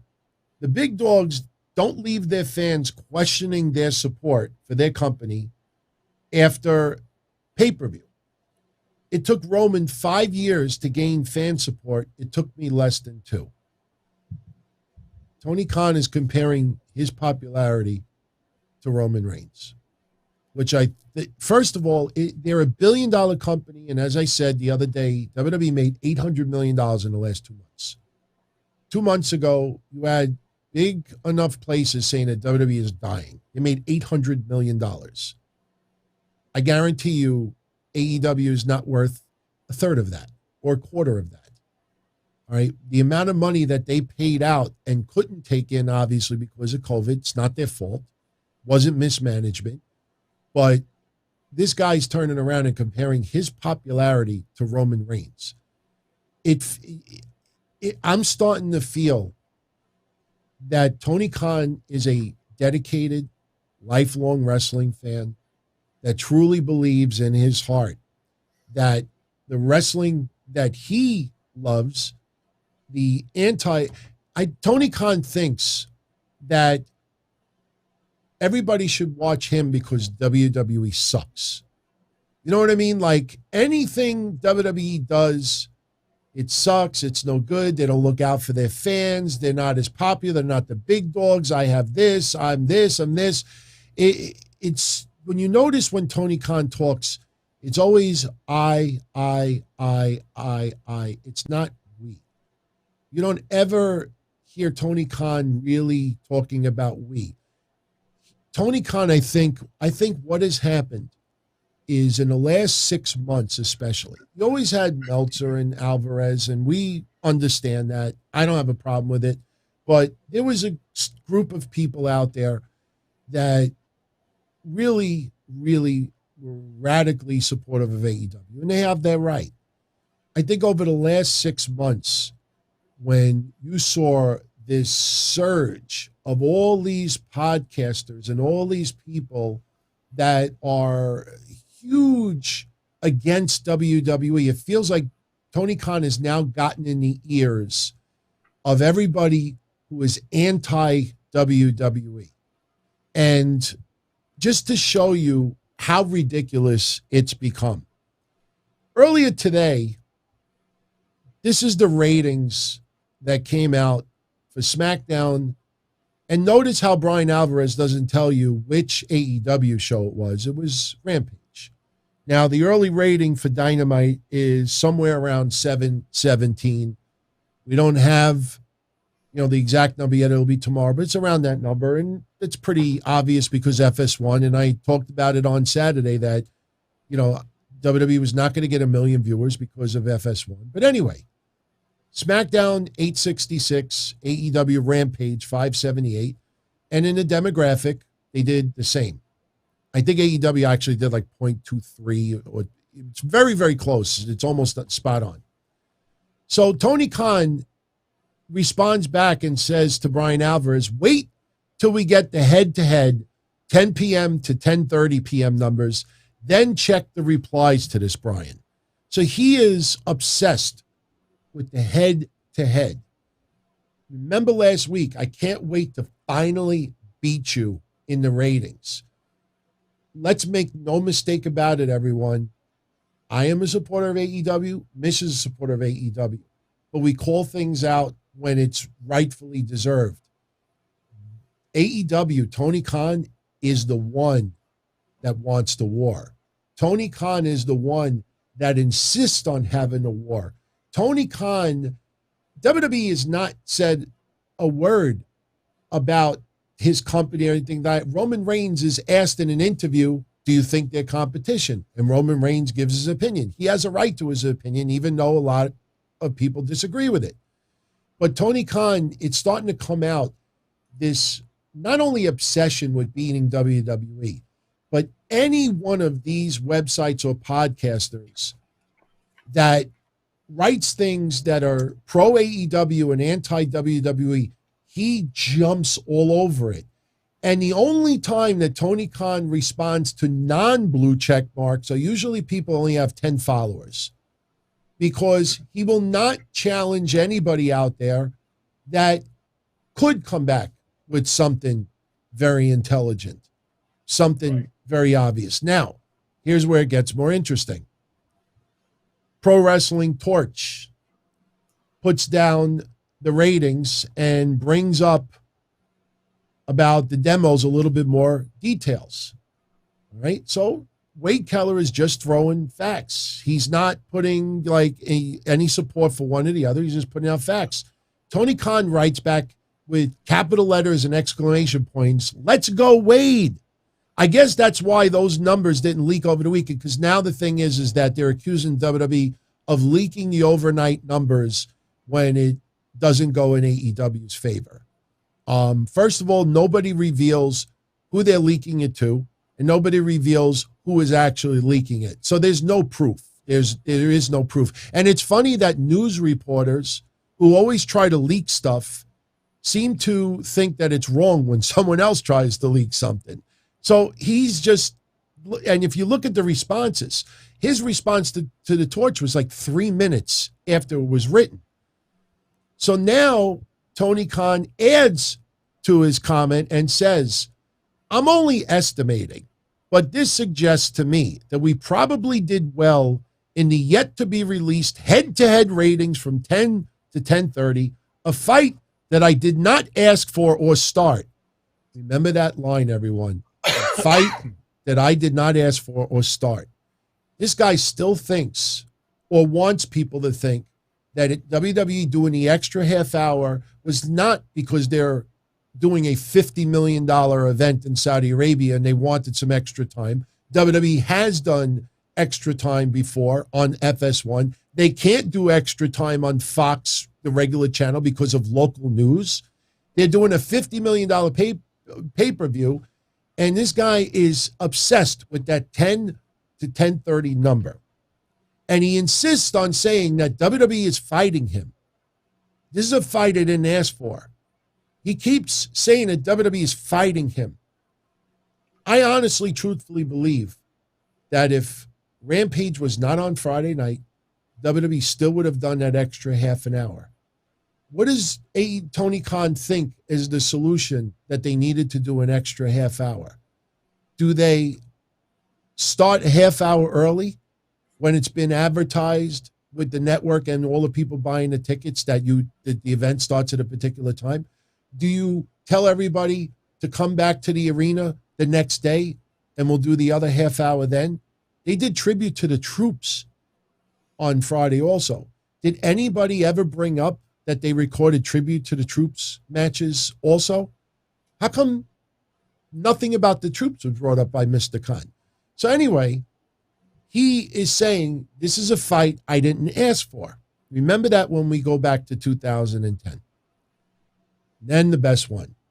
He responds to someone with 20 followers. Here's a story nobody leaked to you over the weekend, but I'll give you the RN dog. AEW got a big victory. Everyone, please listen to this closely. AEW got a big victory over WWE. Big victory. After WWE aggressively extended their Friday show 30 minutes and loaded it up head-to-head, 10 to 10:30 versus AEW Rampage. Check this out. With AEW Rampage winning the demographic, 328,000 viewers to 285,000 viewers. This guy is gushing over how many viewers is that? 285. That is 43,000 viewers. He is gushing because Rampage beat WWE in a demographic by 43,000 viewers. This is what everything was about tonight, everyone. 43,000 viewers. There is the tweet. I did not alter it. This guy is obsessed with insisting that WWE is at war with them. He is insisting that WWE is aggressively doing these things to hurt AEW. Not because of Saudi Arabia, not because of the final SmackDown before Saudi, not because they can't do it on regular Fox television, not because of this, not because of that. They're bringing Talking Smack on FS1. Everybody thinks it's now as a shot to Rampage. It's been on FS1 before. So what are your thoughts on that before we revisit 2010? I mean, what am I supposed to say? Tony Khan's been making a lot of bad decisions lately. Joe and I did an extra bit on Wrestling Soup where we covered the Forbes interview that he did just a week ago, where he claimed that in 2019 he was the most successful touring wrestling show in the world. Well, the reality is he was only around since October of 2019, and it's pretty much a fact that none of his company numbers can even come close to the one show of Crown Jewel. It's just more blatant baloney that he slings out there. Other things he was talking about is that what was it, the media rights for AEW is going through the roof. You know, it's just, I find he fault in says these that all of his numbers. Here's another dishonest thing that he said. He's like, all of our numbers are at all-time highs. All of them, merch, ticket sales, everything. He's only measuring 2 years. He's only measuring, yes, I know the company's been around for 3 years, but technically it's only been around for 2 years when it comes to the books. So if you're not doing better than your first year, then how can you even say you have a successful company? It's just dishonesty like that he puts out there. Let's not even forget about the stuff where he was talking about Ted Turner, where Eric Bischoff had to put him back in line, where he sat there and he said that, I'm sure that Ted Turner was a smart guy, but I'm much smarter than Ted Turner ever was. And it was kind of like, what are you talking about? You're working for Ted Turner. You're working for his company. Yes, I know Ted Turner isn't running it, but still, you're working for the capitalist TV mogul, his network. You're working for his network. And it's like, spouting off stupid stuff like this is not endearing on any level. And you know what? And I see people saying, well, Tony Khan acting like this, it's all a gimmick. It's not a gimmick when you're talking about real life finances, when you're talking about people's real life careers, when you're talking about real life actions based upon this company versus anyone else. I think Tony Khan got extremely comfortable over the last 6 months and made some little remarks 6-7 months ago and saw that not only did they get by, but people radically jumped on it to support him, and very few blue check marks and media outlets went against it. The only people that would go against it is like Cornette or this person or this person. But for the most part, all these media outlets, and then when they start calling him king, boss, this, you know, he got extremely comfortable spouting this stuff off. But at the end of the day, you know, WWE is just, I'm not sticking up for WWE, but they're doing just what they're doing. And they got, you know, $50 million deal coming up. They made $800 million in the last 2 months. And you think of everything else going on, and that half an hour against fucking Rampage, a half an hour. He's delusional. He's a buffoon. He's a buffoon. I wouldn't call him a buffoon, but he's an absolute buffoon. What he's doing right now, when people like Eric Bischoff and other people come back to try and get this guy to settle down, like, I mean, it's to the point where, look, and I understand that people think that this is all a work, but you know what? Doesn't matter. Not to everybody online. It's not working. Not to his fans. Could you imagine if he's working his fans and supporters? Could you imagine the disaster, the coup? Working them. Come on. Oh, I know that. Remember when I said I did my Max Caster rep? Get ready, everyone, for that all elite jizz. Like, people are just accepting. Look at the go home show remark. I'm sorry for bringing it up again, everyone. But remember, last Monday was not the go home show, the Crown Jewel. He went on Forbes or something and said, look at that go home Raw from Monday. It sucked. Look at all of the podcasts. Look at all of the podcasts in their titles that wrote Raw Go Home Crown Jewel last week. That was 100% untrue. Now, the question is, did they listen to Tony Khan and went with it? Or did Tony Khan see them write it and he went with it? Either way, they all lied to you. He's lying. Look, here's how you know it's not a work. Because Forbes has nothing to do with wrestling. Why would he lie to Forbes, which he did? Why would he lie to Forbes, who is a website, a magazine, or once upon a time magazine, who is a site dedicated to business finances, dedicated to the top 500 businesses, that literally lives and dies by how businesses run, success, failures, everything else like that. I'll tell you why. Why would Tony Khan do an interview with Forbes and directly lie to them? I don't have his name in front of me, but look at the person that interviewed him.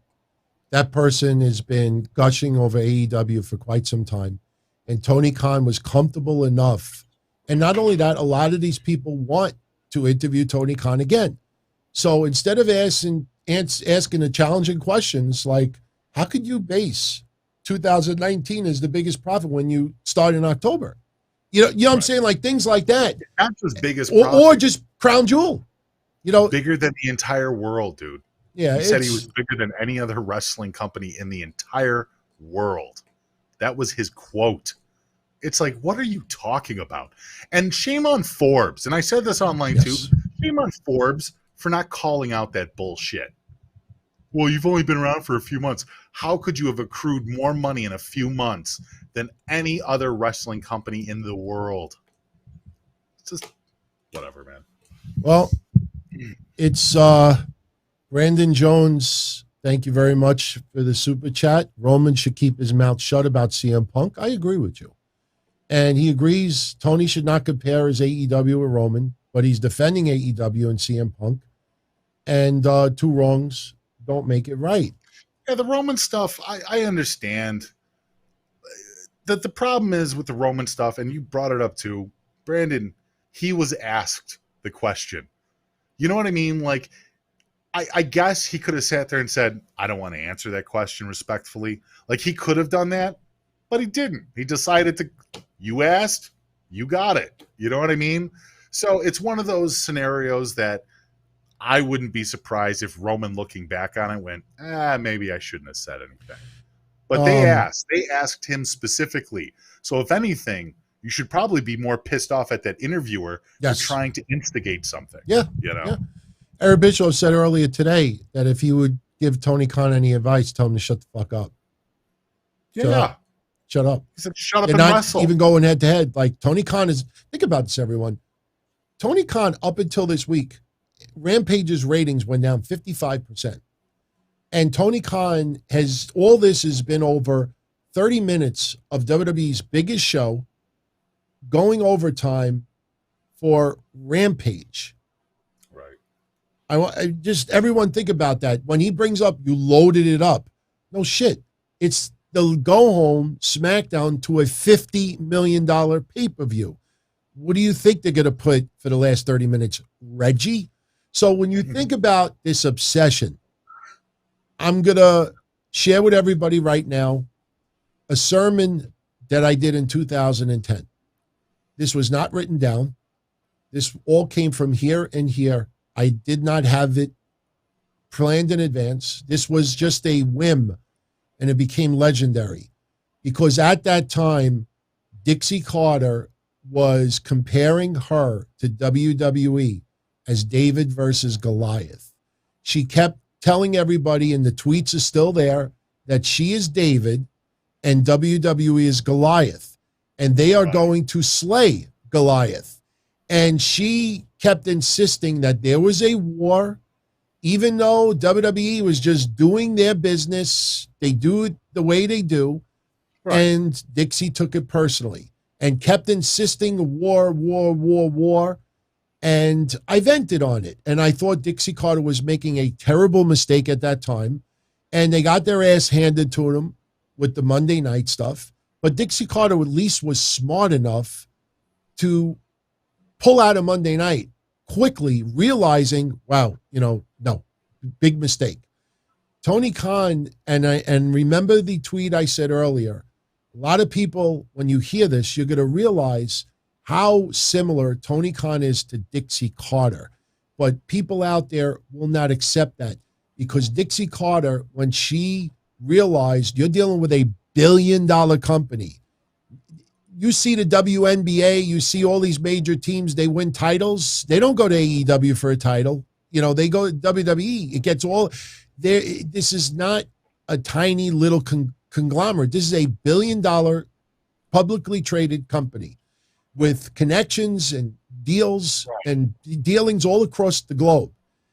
And make no mistake about it, Tony Khan is the one that wants the war. And the reason why he wants the war is because he knows that a majority of his outspoken fans on social media will fight on his behalf. He is provoking a war because he now realizes that a lot of media, a lot of podcasts, they will lie for him. So that is dangerous, dangerous territory, because I could be the biggest supporter of AEW. I could be the biggest gusher of AEW. I could be the biggest plug, of AEW out there. That doesn't make me intelligent.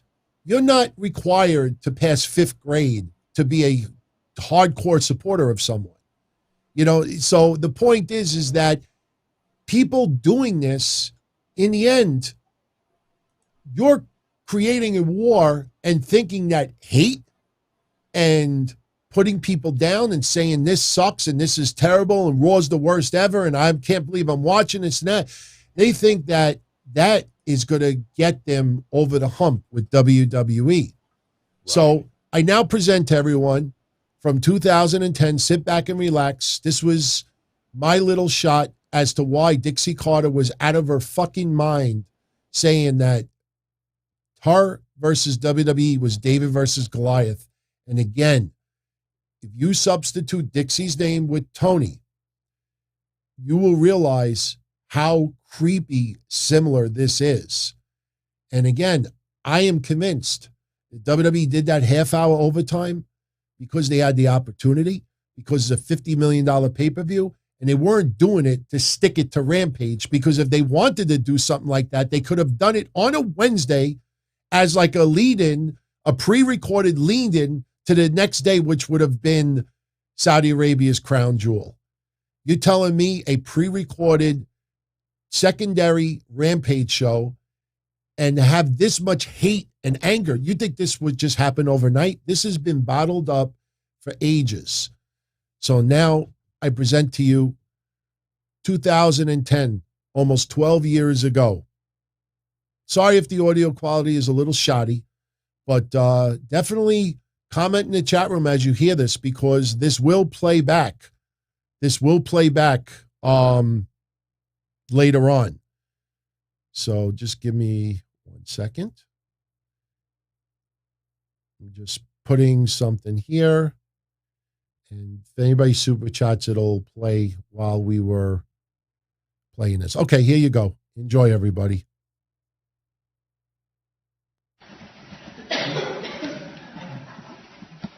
Now remember, this was not written in advance. This just came to my mind when you hear it.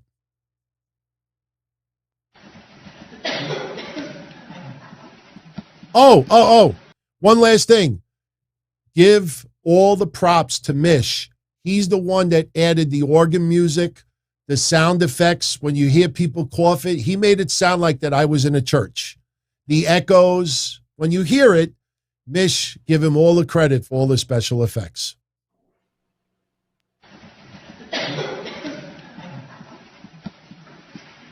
Please be seated. COVID cough. This sermon will be brought to you by Father de Blasio.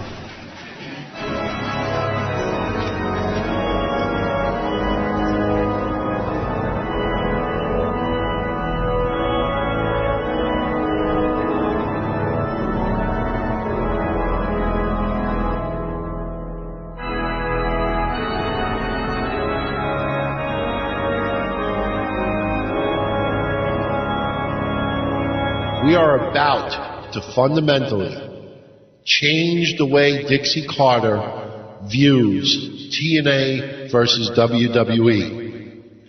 Now, I've already deleted the words that she said earlier tonight on her Twitter. One stone will not take down this Goliath. Oh, how I had no idea that the wrestling world was filled with atheists.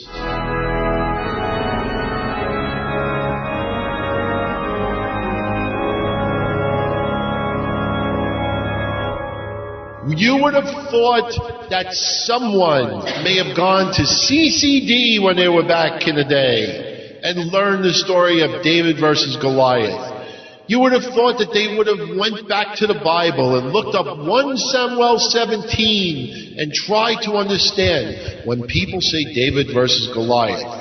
You know what? Maybe Dixie Carter, since she comes from down south, since apparently her house is all surrounded by trees and plants and garden products. Maybe she had some tainted beans. Maybe she is misconstruing David and Goliath with Jack and the Beanstalk. You know what? Dixie, you are forgiven.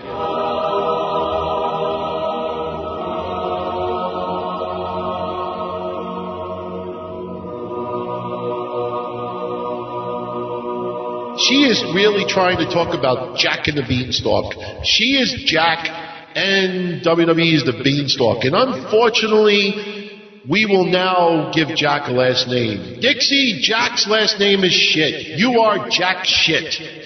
And WWE is the Beanstalk. Because it certainly can't be David versus Goliath. You cannot portray yourself as David battling the giant. So what I did tonight, people, was I went back into the Bible. And I looked to read the true story of David versus Goliath. The true Hollywood story of David versus Goliath. To try to get the record straight, because I always thought David was the underdog. David was the shrimp.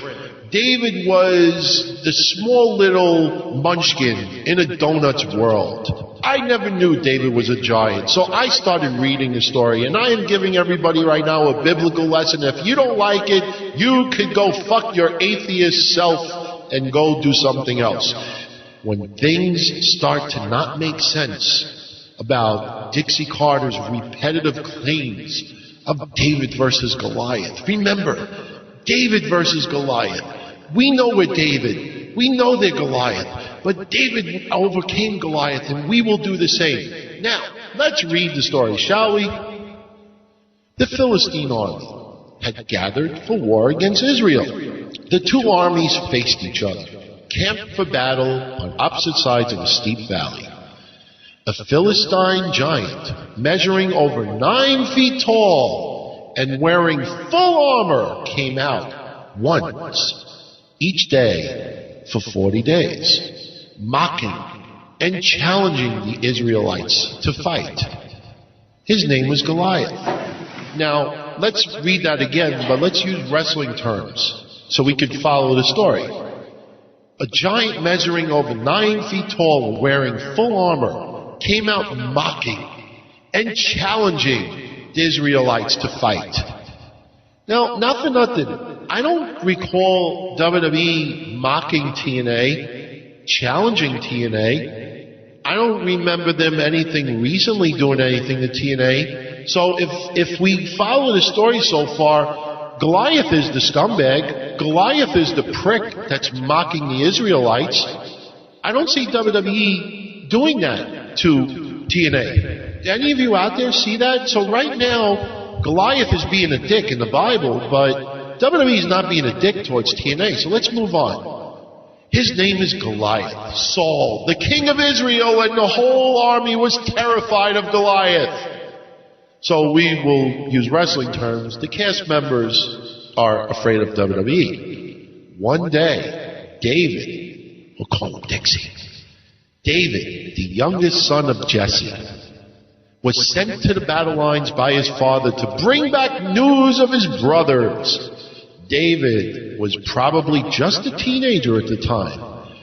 While there, David heard Goliath shouting his daily defiance and saw that the great fear stirred within the men of Israel. So if we go back to wrestling, TNA heard WWE shouting their daily defiance and saw great fear. Who is this uncircumcised Philistine that he should defy the armies of God? So if we follow the story so far, WWE is mocking. WWE is cursing. WWE is screaming, threatening. And TNA is scared. And Dixie Carter stands up and says, who is this uncircumcised Vince McMahon that should defy the armies of God?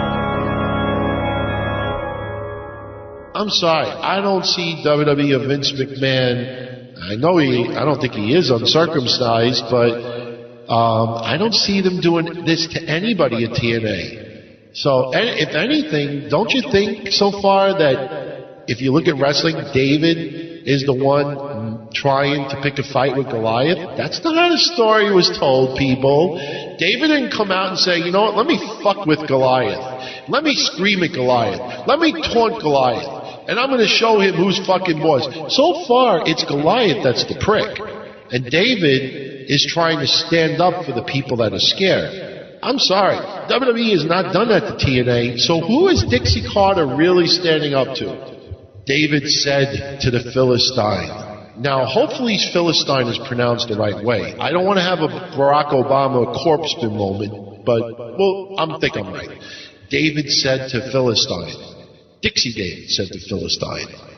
Dixie David said to Philistine Vince, you come against me with sword and spear and javelin, but I come against you in the name of the Lord Almighty, the God of the armies of Israel, who you have defied. Today I will give the carcasses of the Philistine army to the birds of the air, and the whole world will know that there is a God in Israel. It is not by sword or spear, but the Lord saves, for the battle is the Lord's, and he will give all of you into our hands. The longest sentence in the history of the Bible, people. Need a breather. Now, I'm sorry. If Dixie Carter said that to Vince McMahon, you come against me with sword and spear and javelin. You know what Vince would say? What the fuck you talking about? I don't care about your product. Go away, David. Go read comic books.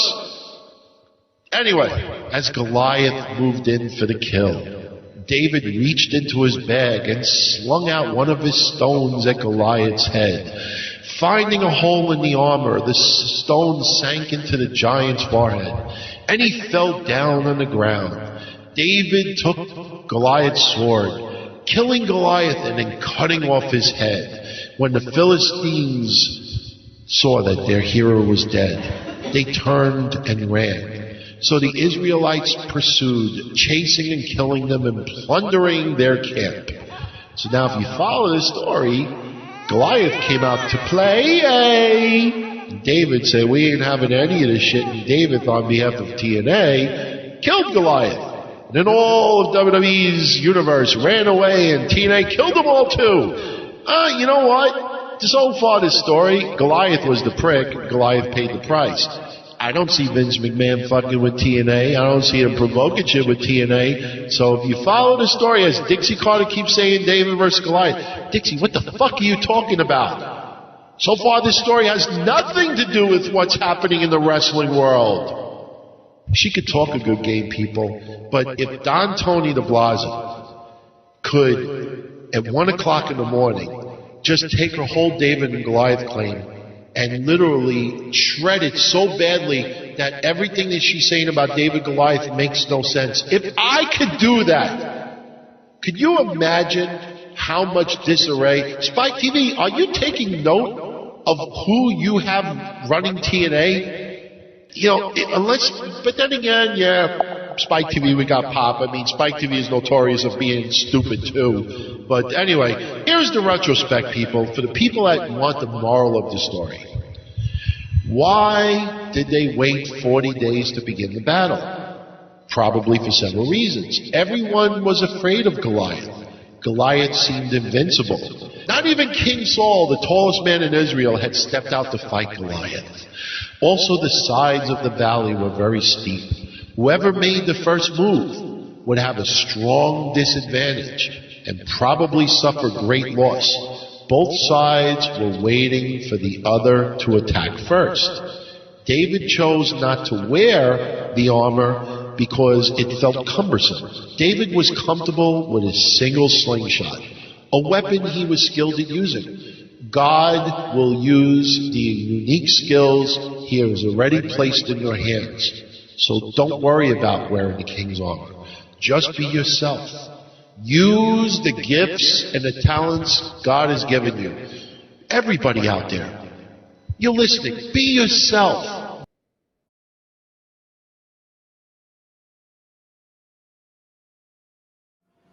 Your audio cut out, DT. Your audio cut out. I can't hear you at all. Sorry, I paused it for a second. It's almost over, but this is the most important part right now. Just replace Dixie with Tony, and you'll see exactly where this is going. Use the gifts and the talents that the Almighty God has given you. This is Don Tony telling you this. He will work miracles through you.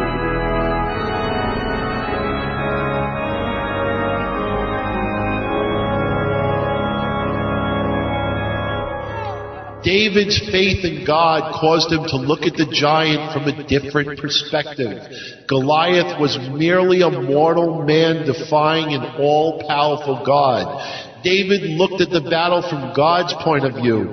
If we look at giant problems and impossible situations from God's perspective, we realize that God will fight for us and will be with us. When we put things in proper perspective, we see more clearly and we can fight more efficiently. That last sentence is the quintessential reason why Dixie Carter is an idiot. Because, as it says, and again, when we put things in proper perspective, we see more clearly and we can fight more efficiently. So far, the entire story of David versus Goliath and why David beat Goliath is the complete opposite of what Dixie Carter is saying. Goliath was the scumbag. Goliath was the prick. Goliath was taunting everybody. Come get me, motherfucker. Everybody was scared. Little David said, "You ain't scared of me, motherfucker." And he killed him. He killed him. Goliath was the bully. Goliath's the bully from the football team in freshman year. And David was the little nerd. And Goliath kept taunting the nerd. You remember Meatballs, the little kid? Nobody wanted to play with him. He was being taunted. He was being bothered by everyone. And Bill Murray was like the Almighty God. And Bill Murray convinced him, don't go home. Use your skills. Use everything that you are good at and you will prosper and you will beat the almighty person. And that's what he did. He ran. And he ran fast. And he ran long. And he ended up winning. And Meatballs went off the air on a very happy note. And it kind of, in retrospect, I think the kid should have lost. Then we wouldn't have had Meatballs 2, which absolutely sucked. But again, people, we got over 1 million downloads in 2009. Everybody that listens to the show, I always tell you, if you enjoy the show, keep spreading the word. If you enjoy what we do, write it on Twitter, write it on Facebook, tell other people about it, promote it, do everything you possibly can. Everything I just said, fuck it, put it aside. If there's anything you could do right now to make me feel good, if you agree, look, and if you disagree, don't be afraid. I respect it. But if you agree with what I just said, that every time Dixie Carter says David versus Goliath and trying to portray it, I want somebody out there to tell her, Dixie, with all due respect, you are an idiot. Listen to the Breakfast with Blassie episode from March 17th. Is it St. Patrick's Day now, people? You know what? I'm in the mood for some fucking corned beef.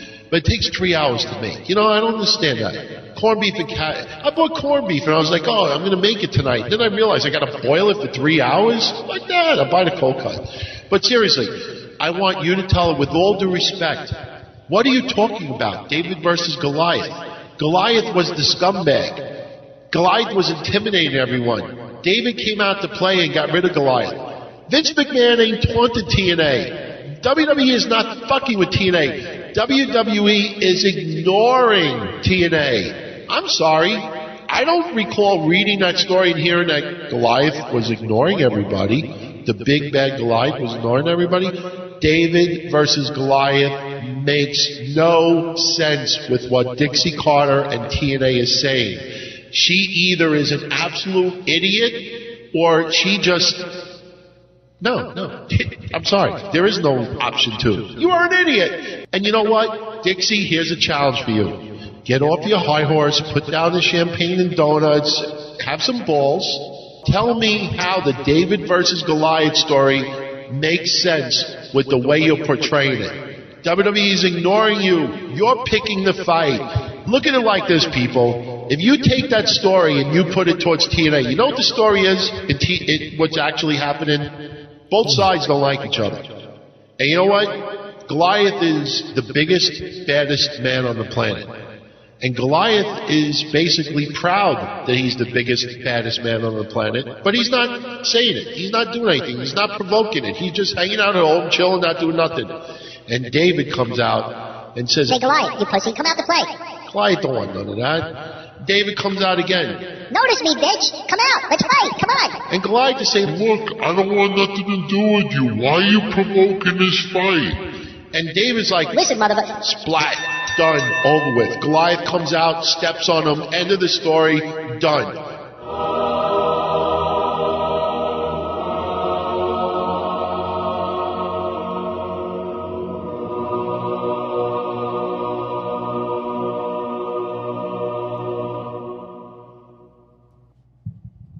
Now, I know it was a little long, but you tell me. You tell me that last part is not Tony Khan right now? Picking a fight, picking a fight, picking a fight. Notice me, bitch. Come out. What's your problem? Let's fight. Come on.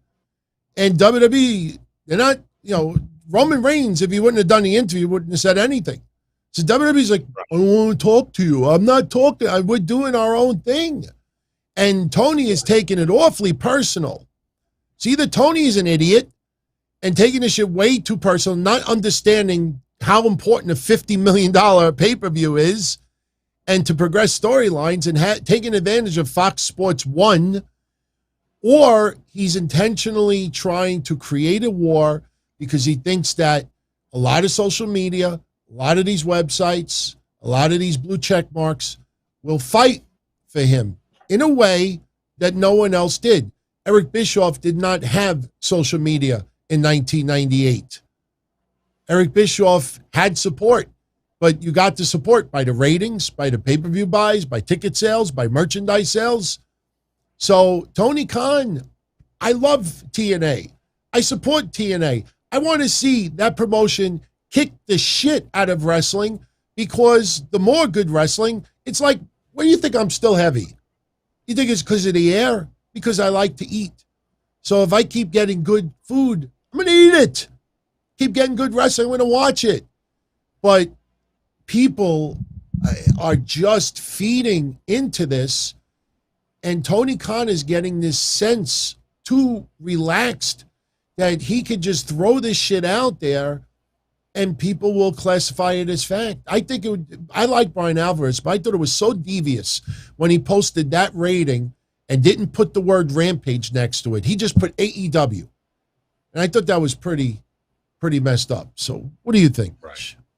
No, I totally agree with you. Tony Khan is, it was said earlier in the chat, but it's a very true thing to say. Pride cometh before the fall. I don't think that AEW will hurt overall from this. I think AEW's product is at least interesting. There are definitely some storylines that are head and shoulders above the rest. But I think having Tony Khan in this position, it's very odd. It's odd when you have the owner of the Jacksonville Jaguars who barely talks about his football team, who barely acknowledges his football team. They won this week after a 20 game streak of losing, and he acknowledged it. He said, "Oh, thank you to the fans. You guys are the ones that made this happen, blah, blah, blah." But there's a lot of character flaws in his personality that when he starts getting involved with AEW and the way that he talks in interviews that have nothing to do with the wrestling business, but more to do with, his personality, or more to do with AEW from the structural side of things, he's more of a comic book character. He's goofy. He's kind of a buffoon. I don't look at him with respect. And I think there's a lot of people that are starting to realize that this guy is not serious about anything that he talks about. And whether it's a gimmick for AEW or not, regardless, eventually that's going to trickle down. People are already, more so now in the last few weeks than ever before, kind of noticing that Tony Khan is a cartoon. They're not really vibing on him like they did last year. And this isn't to sit there and say that the product is doing bad. You're right. We want more wrestling. We want better wrestling. We want to see an actual. Sorry. We want to see an actual. That's all right. We want to see actual, feuds. We want to see the.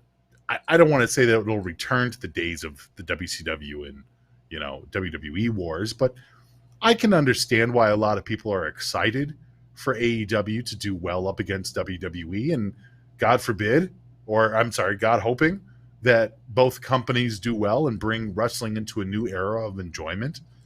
But this isn't helping. He's not helping it. He's making it look corny. He makes it look corny. AEW right now needs to be taken seriously, not only for their product, but as a competitor. And the more Tony talks, the sillier it looks. He really is the trope of every bad wrestling promo from the 80s. I don't know. I hope that his supporters, his ring of constituents that believe in him, can maybe settle him down and kind of pull him away from the limelight, because that's not what they need right now. AEW needs a reason for fans to believe that they are genuine competition at WWE. And silly things like Brian Alvarez throwing out, you beat him in the demos, kid. It's like, nobody cares about that. I'm sorry. I love breaking down the ratings, but at the end of the day, who cares if it's 7 million senior citizens watching WWE? Who cares what age they are? I don't understand that, because it's going to make them more money or something like that. Like, it doesn't matter at the end of the day. What matters is that you have people watching both products. What matters is that people are talking about wrestling again. I don't want to talk about Tony Khan. Tony Khan is the lowest level of this AEW WWE feud competition that I even want to fucking address. Vince McMahon hasn't been on TV in ever, DT. He's not going to... What do they expect? Do they want Tony Khan to goad Vince McMahon out of the darkness like the man behind the curtain in The Wizard of Oz, and he just pulls it aside and goes, "You've really pissed me off now, kid"? Like, what the fuck do they want? Do they want the what happened with Eric Bischoff and Vince, where Eric Bischoff challenges Vince McMahon to a fight? Is that what they want? They want Tony Khan to try and beat up an old senior citizen? Let him challenge Shane McMahon. How about challenging nobody? And I agree. Yes, I know. I'm saying it's stupid. It's stupid. Dude, I want AEW to do well, but I want it to do well because I enjoy the fucking storylines, because I enjoy the matches, not because some daddy's boy with a whole big fucking wallet can just walk in there and say whatever he wants because he has money to back it up. I don't care about how much money Tony Khan has. What I care about is us talking about the wrestling shows themselves. I agree completely. I just, it's interesting to watch this develop. And the funny thing is, if people look back even a year ago, we didn't have this almost unhinged. And if he's not unhinged, to any of you out there, someone who wants to take the shit and smear it all over WWE's face. Like, this guy is, I don't think anybody will disagree when I say this. Tony Khan sounds really fucking angry. Huge chip on his shoulder, obsessed, vendetta, angry. The minute that 30 minutes was announced, I can't wait to finally. That means he's been wanting this forever. It's not about giving an alternate product. It's not about trying to, become big and successful. It's about, you know what? That motherfucker $1 billion company is making all of this fucking money for a wrestling product that Tony Khan thinks sucks. And Tony Khan follows the format of a lot of people online that will watch Raw every week and write every week how everything sucks, is pathetic and everything else, but still watch it for some reason. Nobody forces anybody to watch anything, but this guy, like I said, the big difference was about 6 months ago when, he started to realize that he can get Daniel Bryan. He can get CM Punk. Oh, Adam Cole might be leaving. This all started when WWE started these mass releases. It started a year ago with the mass releases, but the reason why Tony Khan didn't say all that much was because during COVID, an entertainment company that cannot tour doesn't need 100 wrestlers on their roster. And yes, it's a terrible thing to let people go during COVID, but you did have pandemic unemployment insurance. You did have other things. And, obviously people didn't recoup, but there's a lot of people that didn't recoup, a lot of businesses that were closed, a lot of people who are out of work, a lot of landlords who didn't get rent. So Tony Khan, basically letting WWE be the evil bad person. He keeps everybody under the payroll, which was commendable. But now, since we're getting out of COVID, now when you have those releases, I think Tony Khan really took it personal back earlier this year when we're starting to turn the corner with COVID a little bit, and WWE still released 30, 40, 50 people. And the internet, a lot of the noise was outrage about it. And then they see WWE making record profits. And this is a guy who hates the WWE style, who really dislikes it, because even if he disliked it but was a wrestling fan, there are 2 million people that are still watching it. So, you know what I mean? So I go back to the saying, you attract more bees with honey. He admitted that he became a wrestling fan because he liked watching Sergeant Slaughter on the G.I. Joe cartoons. Well, he didn't become a child fan at the time, so I don't blame him. Dude, I was a child too, and how I became a fan? I watched Ultimate Warrior versus Hulk Hogan at WrestleMania. And I was asking other people on Wrestling Soup, how did you become a wrestling fan? Oh, Austin versus Bret Hart. Oh, yeah. Shawn Michaels versus Bret. Big moments. Like, people became wrestling fans because of the wrestling. Tony Khan became a wrestling fan, self-admittedly now. This isn't me just making shit up. Because he enjoyed watching Sergeant Slaughter on the G.I. Joe cartoons. Because of a toy commercial. I'm sorry, dude. Tony Khan, the fact that he's the financial backer for AEW is fantastic, but I just want little to nothing to do with the guy. I don't even like talking about him. He's frustrating. Yeah. I'd rather just talk about the actual shows. Yeah. That's it. Well, I wanted to just revisit that clip just to show that it's literally happening again right before our eyes. And like Eric Bischoff said today, besides telling Tony Khan he should be quiet, if Tony Khan really wants to go head-to-head, go on Monday night. Ask TNT to give you 8 to 10. That's what I said on 2 weeks ago. Remember the, Triggered, or remember that episode I did, everybody? I said, if Tony Khan really feels that way, go an hour earlier. Ask for, when you look at TBS, their schedule is not breaking down the door. They can say, let's do a special on a Monday. Right. Look, take Rampage, put it on at 8 o'clock instead of 10 o'clock. He can do all that. But a war over a half an hour. It's weird, man. Very weird. So, Malcolm X, thank you very much for the super chat. While we were playing that, he loves the David Goliath skit. He said it would have been nice to see Shayna advance, but he says something interesting. He says, according to Shayna's tweet, Shayna has been to KSA, which I believe is the Kingdom of Saudi Arabia, before more than once. So he doesn't think her sexuality had anything to do with it. It's possible. But the weird thing about it is, you look at this tournament, and I think Mish will agree with me on this. You look at this tournament, and you look at how they suddenly had Shayna Baszler do what she did to Nia, do what she did to Dana Brooke, do what she was going to do with others. And then you put her in a tournament where she's obviously the odds-on favorite. She's now this maniac that's trying to cripple people or take them out of wrestling. And you put her in a tournament and she doesn't go to the finals. You know what I mean? Like, you look, why even put her in that tournament when you're trying to build her up as this crazy lunatic? Something just doesn't add up with that.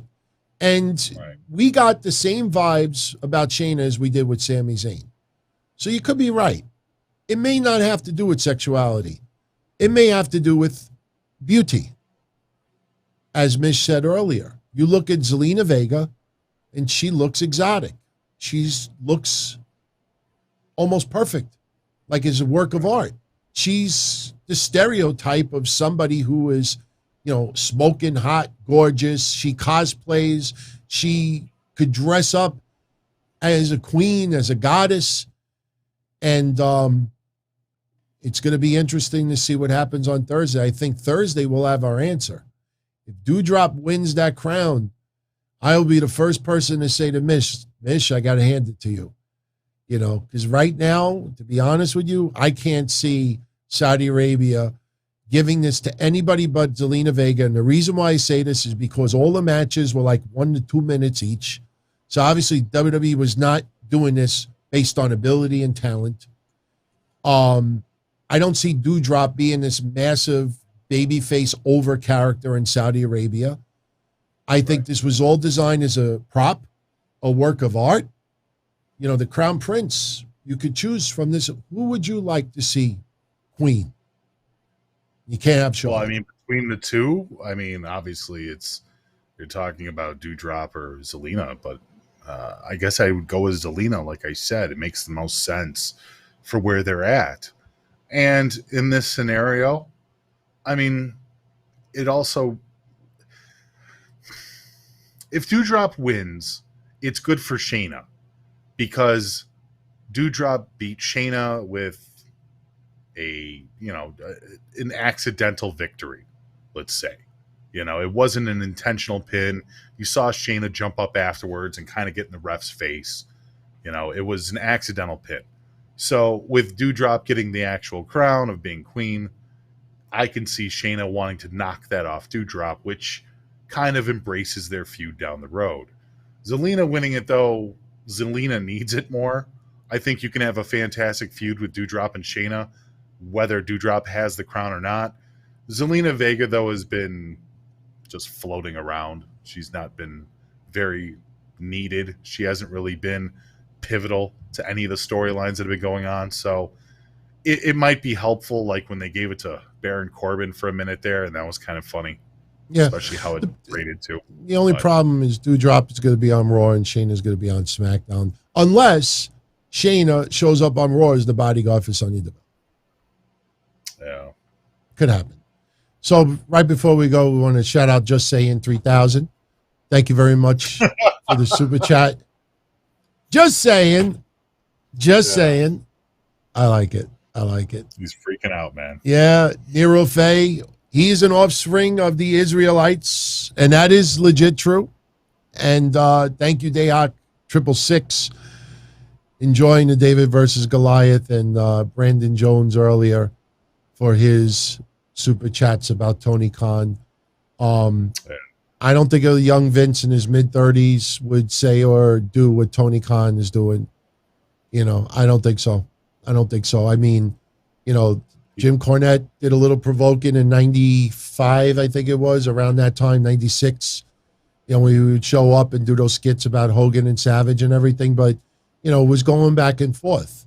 I mean, you know, WWF kind of mocked, you know, WCW a little bit more with Nacho Man and Huckster and everything else, Billionaire Ted.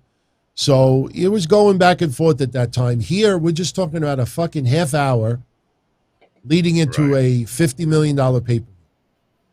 And let's also not forget, and this is why I don't like to compare Eric Bischoff and Tony Khan. Eric Bischoff beat Vince for 83 weeks. He wasn't just competing with Vince. He beat Vince over a year. For over a fucking year. So how can Tony Khan raise himself on this pedestal higher than people that have actually beaten Vince? I don't understand. It's ego. It's buffoonery. I'll say this before we go, I invite anyone out there, do a Google search, go to Gerwick, go to all these sites that have the history of the ratings, the Monday Night Wars.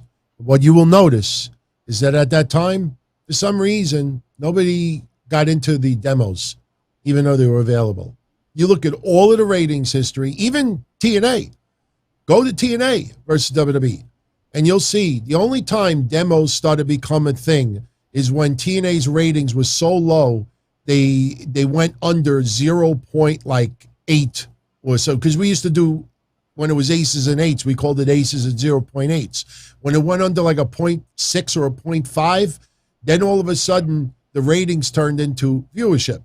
Then viewership turned into demos. So demos always mattered, but demos only mattered to the network, the promotion, and the advertisers. You go back to the history of all of these journalists and websites, how come they didn't write demos at that time? They were available. So you see you could twist anything a certain way to make it look better than what it is. But Mish, I know we ended up going a little longer because of the skit. I'm so sorry. I'm legitimately sorry, but we'll make up for it tomorrow and Wednesday. There's no reason for us to do any long shows. But Mish, any final thoughts before we go? No, I'll see everybody tomorrow for Frank and Gus, and then we'll see everybody tomorrow night for breakfast soup. What time is your Frank and Gus?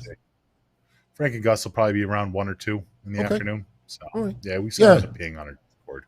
Yeah, everyone go to Wrestling Soup Discord.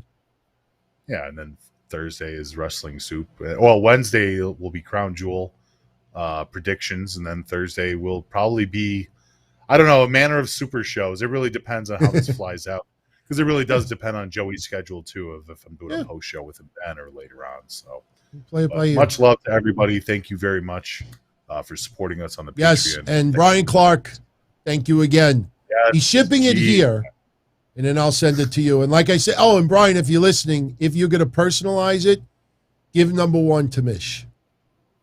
I'll DM him. I'll DM him. I agree. All right, my friend. Bye. Have a good night. Guys. Much love. Thank you. Much love. Everyone, I'm going to jet out of here. I want to thank, before we go, we got a late-breaking super chat. Just saying, once again, it's just saying, but Tony needs to grab his competition by the throat.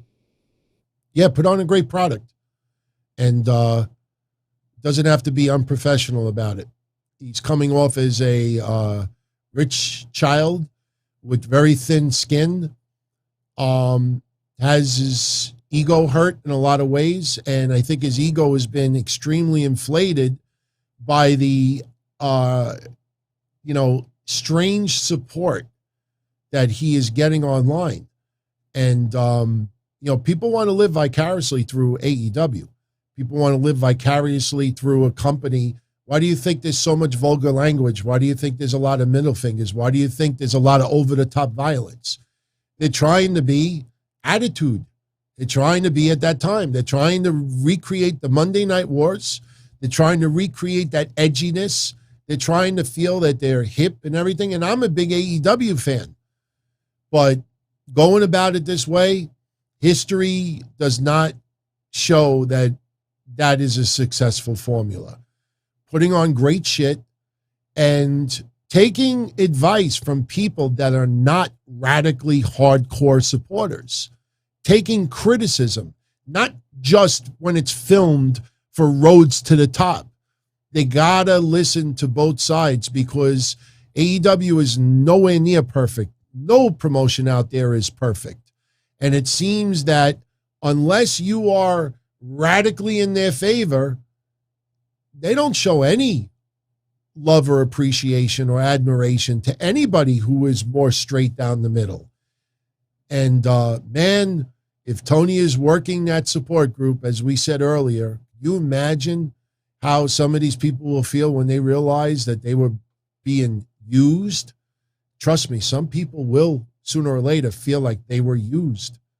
So, all right, everybody, I'm going to jet out of here. So I know some of you said right before I left, right before we were closing this out, the announcement.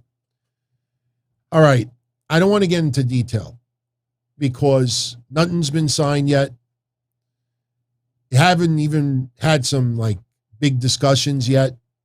But I will tell everyone that I was approached from a company that hosts a lot of big shows out there, and they want to do business. And all I will say to you is that one of the shows that they do business with is seen quite often on WWE television. This is not a wrestling network. If this ends up happening, it's going to be a big freaking deal. And let me tell you something. And I swear on a stack of Bibles, this is not a joke, because if it happens, I will show it to you. The person that approached me, that runs the whole thing, said to me that he has been a big fan of my work for many years and was silent about it. So, I'm going to look into it. I don't know if I'm going to have to change anything up. I don't know if we could just keep doing what we're doing. I think so, based on some other shows that I have checked out on the network. But this is a pretty big deal. On the surface, it's a pretty big deal. Who knows where it'll end up? But I was approached, and I said, yes, let's talk. So that's the stage we're in right now. But I guess as long as I say, yeah, let's do it. I mean, this person already knows what he's getting. So fingers crossed, everybody. Fingers crossed. I can't say what network it is right now. It would be totally disrespectful. But if it happens, believe me, I will be plugging this to death. And again, the only hint I will tell you is that somebody who is featured on WWE television quite often, who does a show, is on this platform as well. So we will see. We will see. I'm kind of excited about it. So anyway, so don't forget, if you want to win one of those micro brawlers that I showed you earlier, in the comment section, whatever you write, just at the end, just hashtag Adam Bomb. All one word. ADAMBO. You know what? Yeah. ADAMBOMB. You don't have to put a space between it. Just Adam Bomb. Hashtag Adam Bomb. Just like you would write it on Twitter. When you use a hashtag, you never put a space in the word. So write it just like you would write a hashtag on Twitter or YouTube or Facebook. Hashtag Adam Bomb. And then next week we'll pick 3 winners. And we might have some more stuff. Actually, I can tell you now. Going to be giving away soon a really, really, really nice looking autograph photo of AJ Lee. And it's legit. It's got a, legit COA. Pretty nice photo. That will be given away very soon. Tib Tap. Remember the artwork of Daphne? I got it. I am going to order a frame. It looks like we're going to order either a black frame or a purple frame. I was thinking of burgundy. So that will be going on the wall behind me. And Tib, if you're seeing this, I got you Undertaker, a really, really nice Undertaker signed photo for you. And I tell you, it's a little weird. And I'm not kidding. If anybody out there wants to go check it out, if you go on eBay right now, Undertaker autograph photos now suddenly are going minimum in the 2s. I don't know if it's just because of the economy, but I could be honest with you, about a year and a half ago, if I needed to get like an Undertaker photo for someone with a special request, the most that I would have to pay for a really nice one would be about $100, and I'd have connections. But even the person that I do business with, I said to him, what could you do? You want to trade, money? He's like, I can't do anything less than 2. And I was like, yeah, I don't think so. But I end up working out a nice deal with someone else. So I don't have the photo in the computer over here, but I'm going to ship it out either tomorrow or Wednesday. And Yeah, we'll see. Oh, Tim is hanging out tonight. So yeah, it's beautiful, man. It's beautiful because the thought that you put in that, and especially listening to the stories. I mean, you know how awesome it is that, I got her one of the first Wonder Woman outfits that she used in wrestling. It was pretty expensive gift, but Daphne was one cool chick, man. Seriously, one cool chick. And she is sorely missed, really. Should not have gone out like that. But the only consolation that a lot of people keep saying is she's out of her pain. She's out of her misery. We talked about it in detail, not just the depression. That CTE that she was dealing with, just imagine an alarm clock just buzzing and ringing in your head and you can't do anything about it. You could take medication and kind of minimize it a little bit, but you get these attacks and you just want it to stop. And I don't ever condone, taking your life for any reason. I mean, I can understand. I don't agree with it, but, it's just still rough, man. I just still can't believe that happened. So it's a little surreal, but I hope everybody has a great night. Post your comments. Love your feedback about tonight. Now, let me also say one last thing in closing on behalf of Mish.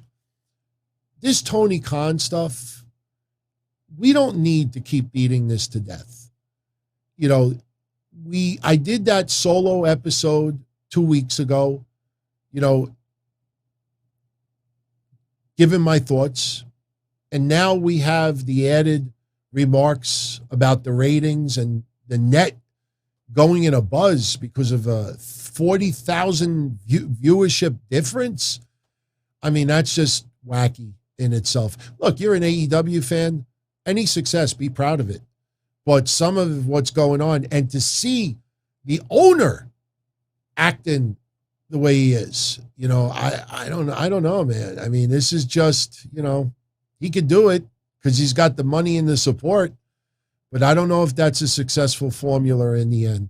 But hey, as long as we get great shows, right? As long as we get great wrestling shows, that should be all that matters. So I just hope the shows don't suffer as a result.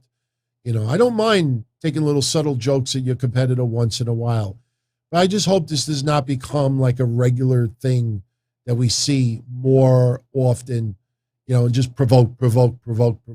So we will not have to play the, sermon again, but I think we pretty much got our points out tonight. And I don't think there's any reason to add to it unless this guy has a complete meltdown. And I don't want to see that happen. I don't want to see Tony Khan get a meltdown. I just don't know how you can defend this, Anyway, I am out of here. Have a great night, everyone. If you're part of our Patreon family, make sure you tune in tomorrow. We will be doing a show at 10:05 p.m. Remember, next week, Halloween Havoc. They're bringing back Spin the Wheel, Make the Deal. So that should be fun. And then, we'll have a lot of things to talk about tomorrow. And shout out to the family, by the way. These are all our elite channel members here on YouTube. If you want to become a channel member, just click the join button. And we'll be doing a predictions contest later this week. So look out for that. And that's it. So everyone, thank you for another awesome show. Thank you to my co-host Mish and all of you for the support. As I've been saying, you just heard me say it 12 years ago. If you like what we do, spread the word, tell a friend, subscribe, let other people know about the channel. And I can't thank you enough. So everyone have a great night. I'm going to go pop an Ambien and crash for the night. Oh, and the Maniac is inside. I got the bird. He's been here since Saturday. Maybe Thursday I'll bring him in the room for a little while. Hopefully he doesn't take a dump on me, but he's sleeping right now. So I'm out of here. Have a great night, everybody. As far back as I can remember, I always wanted to be a podcaster. For me to live any other way was nuts. To me, those goody-good people who worked shitty jobs for bum paychecks and took the subway to work every day and worried about their bills were dead. I mean, they were suckers. They had no balls. If I wanted something, I just took it. I ran everything. I paid the bills. I paid the hosts. I even paid the masked maniac. Everybody had their hands out. Everything was for the taking. We always called each other good fellas. You would always hear from somebody. You're gonna like Don Tony. He's alright. He's a good fella. He's one of us. But if you're part of my crew, nobody ever tells you they're gonna get rid of you. It doesn't happen that way. There weren't any arguments or curses like in the movies. See, your haters come with smiles. They come as your friends, the people who've claimed they care the most for your life. And now that's all over. And that's the best part. Today everything is different. There's lots of action. I don't have to wait around for everything like everyone else. Oh, I didn't get the vaccine? Fuck you, vaccine me. Oh, your delivery guy has COVID? Fuck you, feed me. Right after I moved here, I ordered egg noodles and ketchup, and I got spaghetti with meat sauce. I'm no longer an average nobody, while they get to live the rest of their lives like a bunch of schnooks. Night, everybody.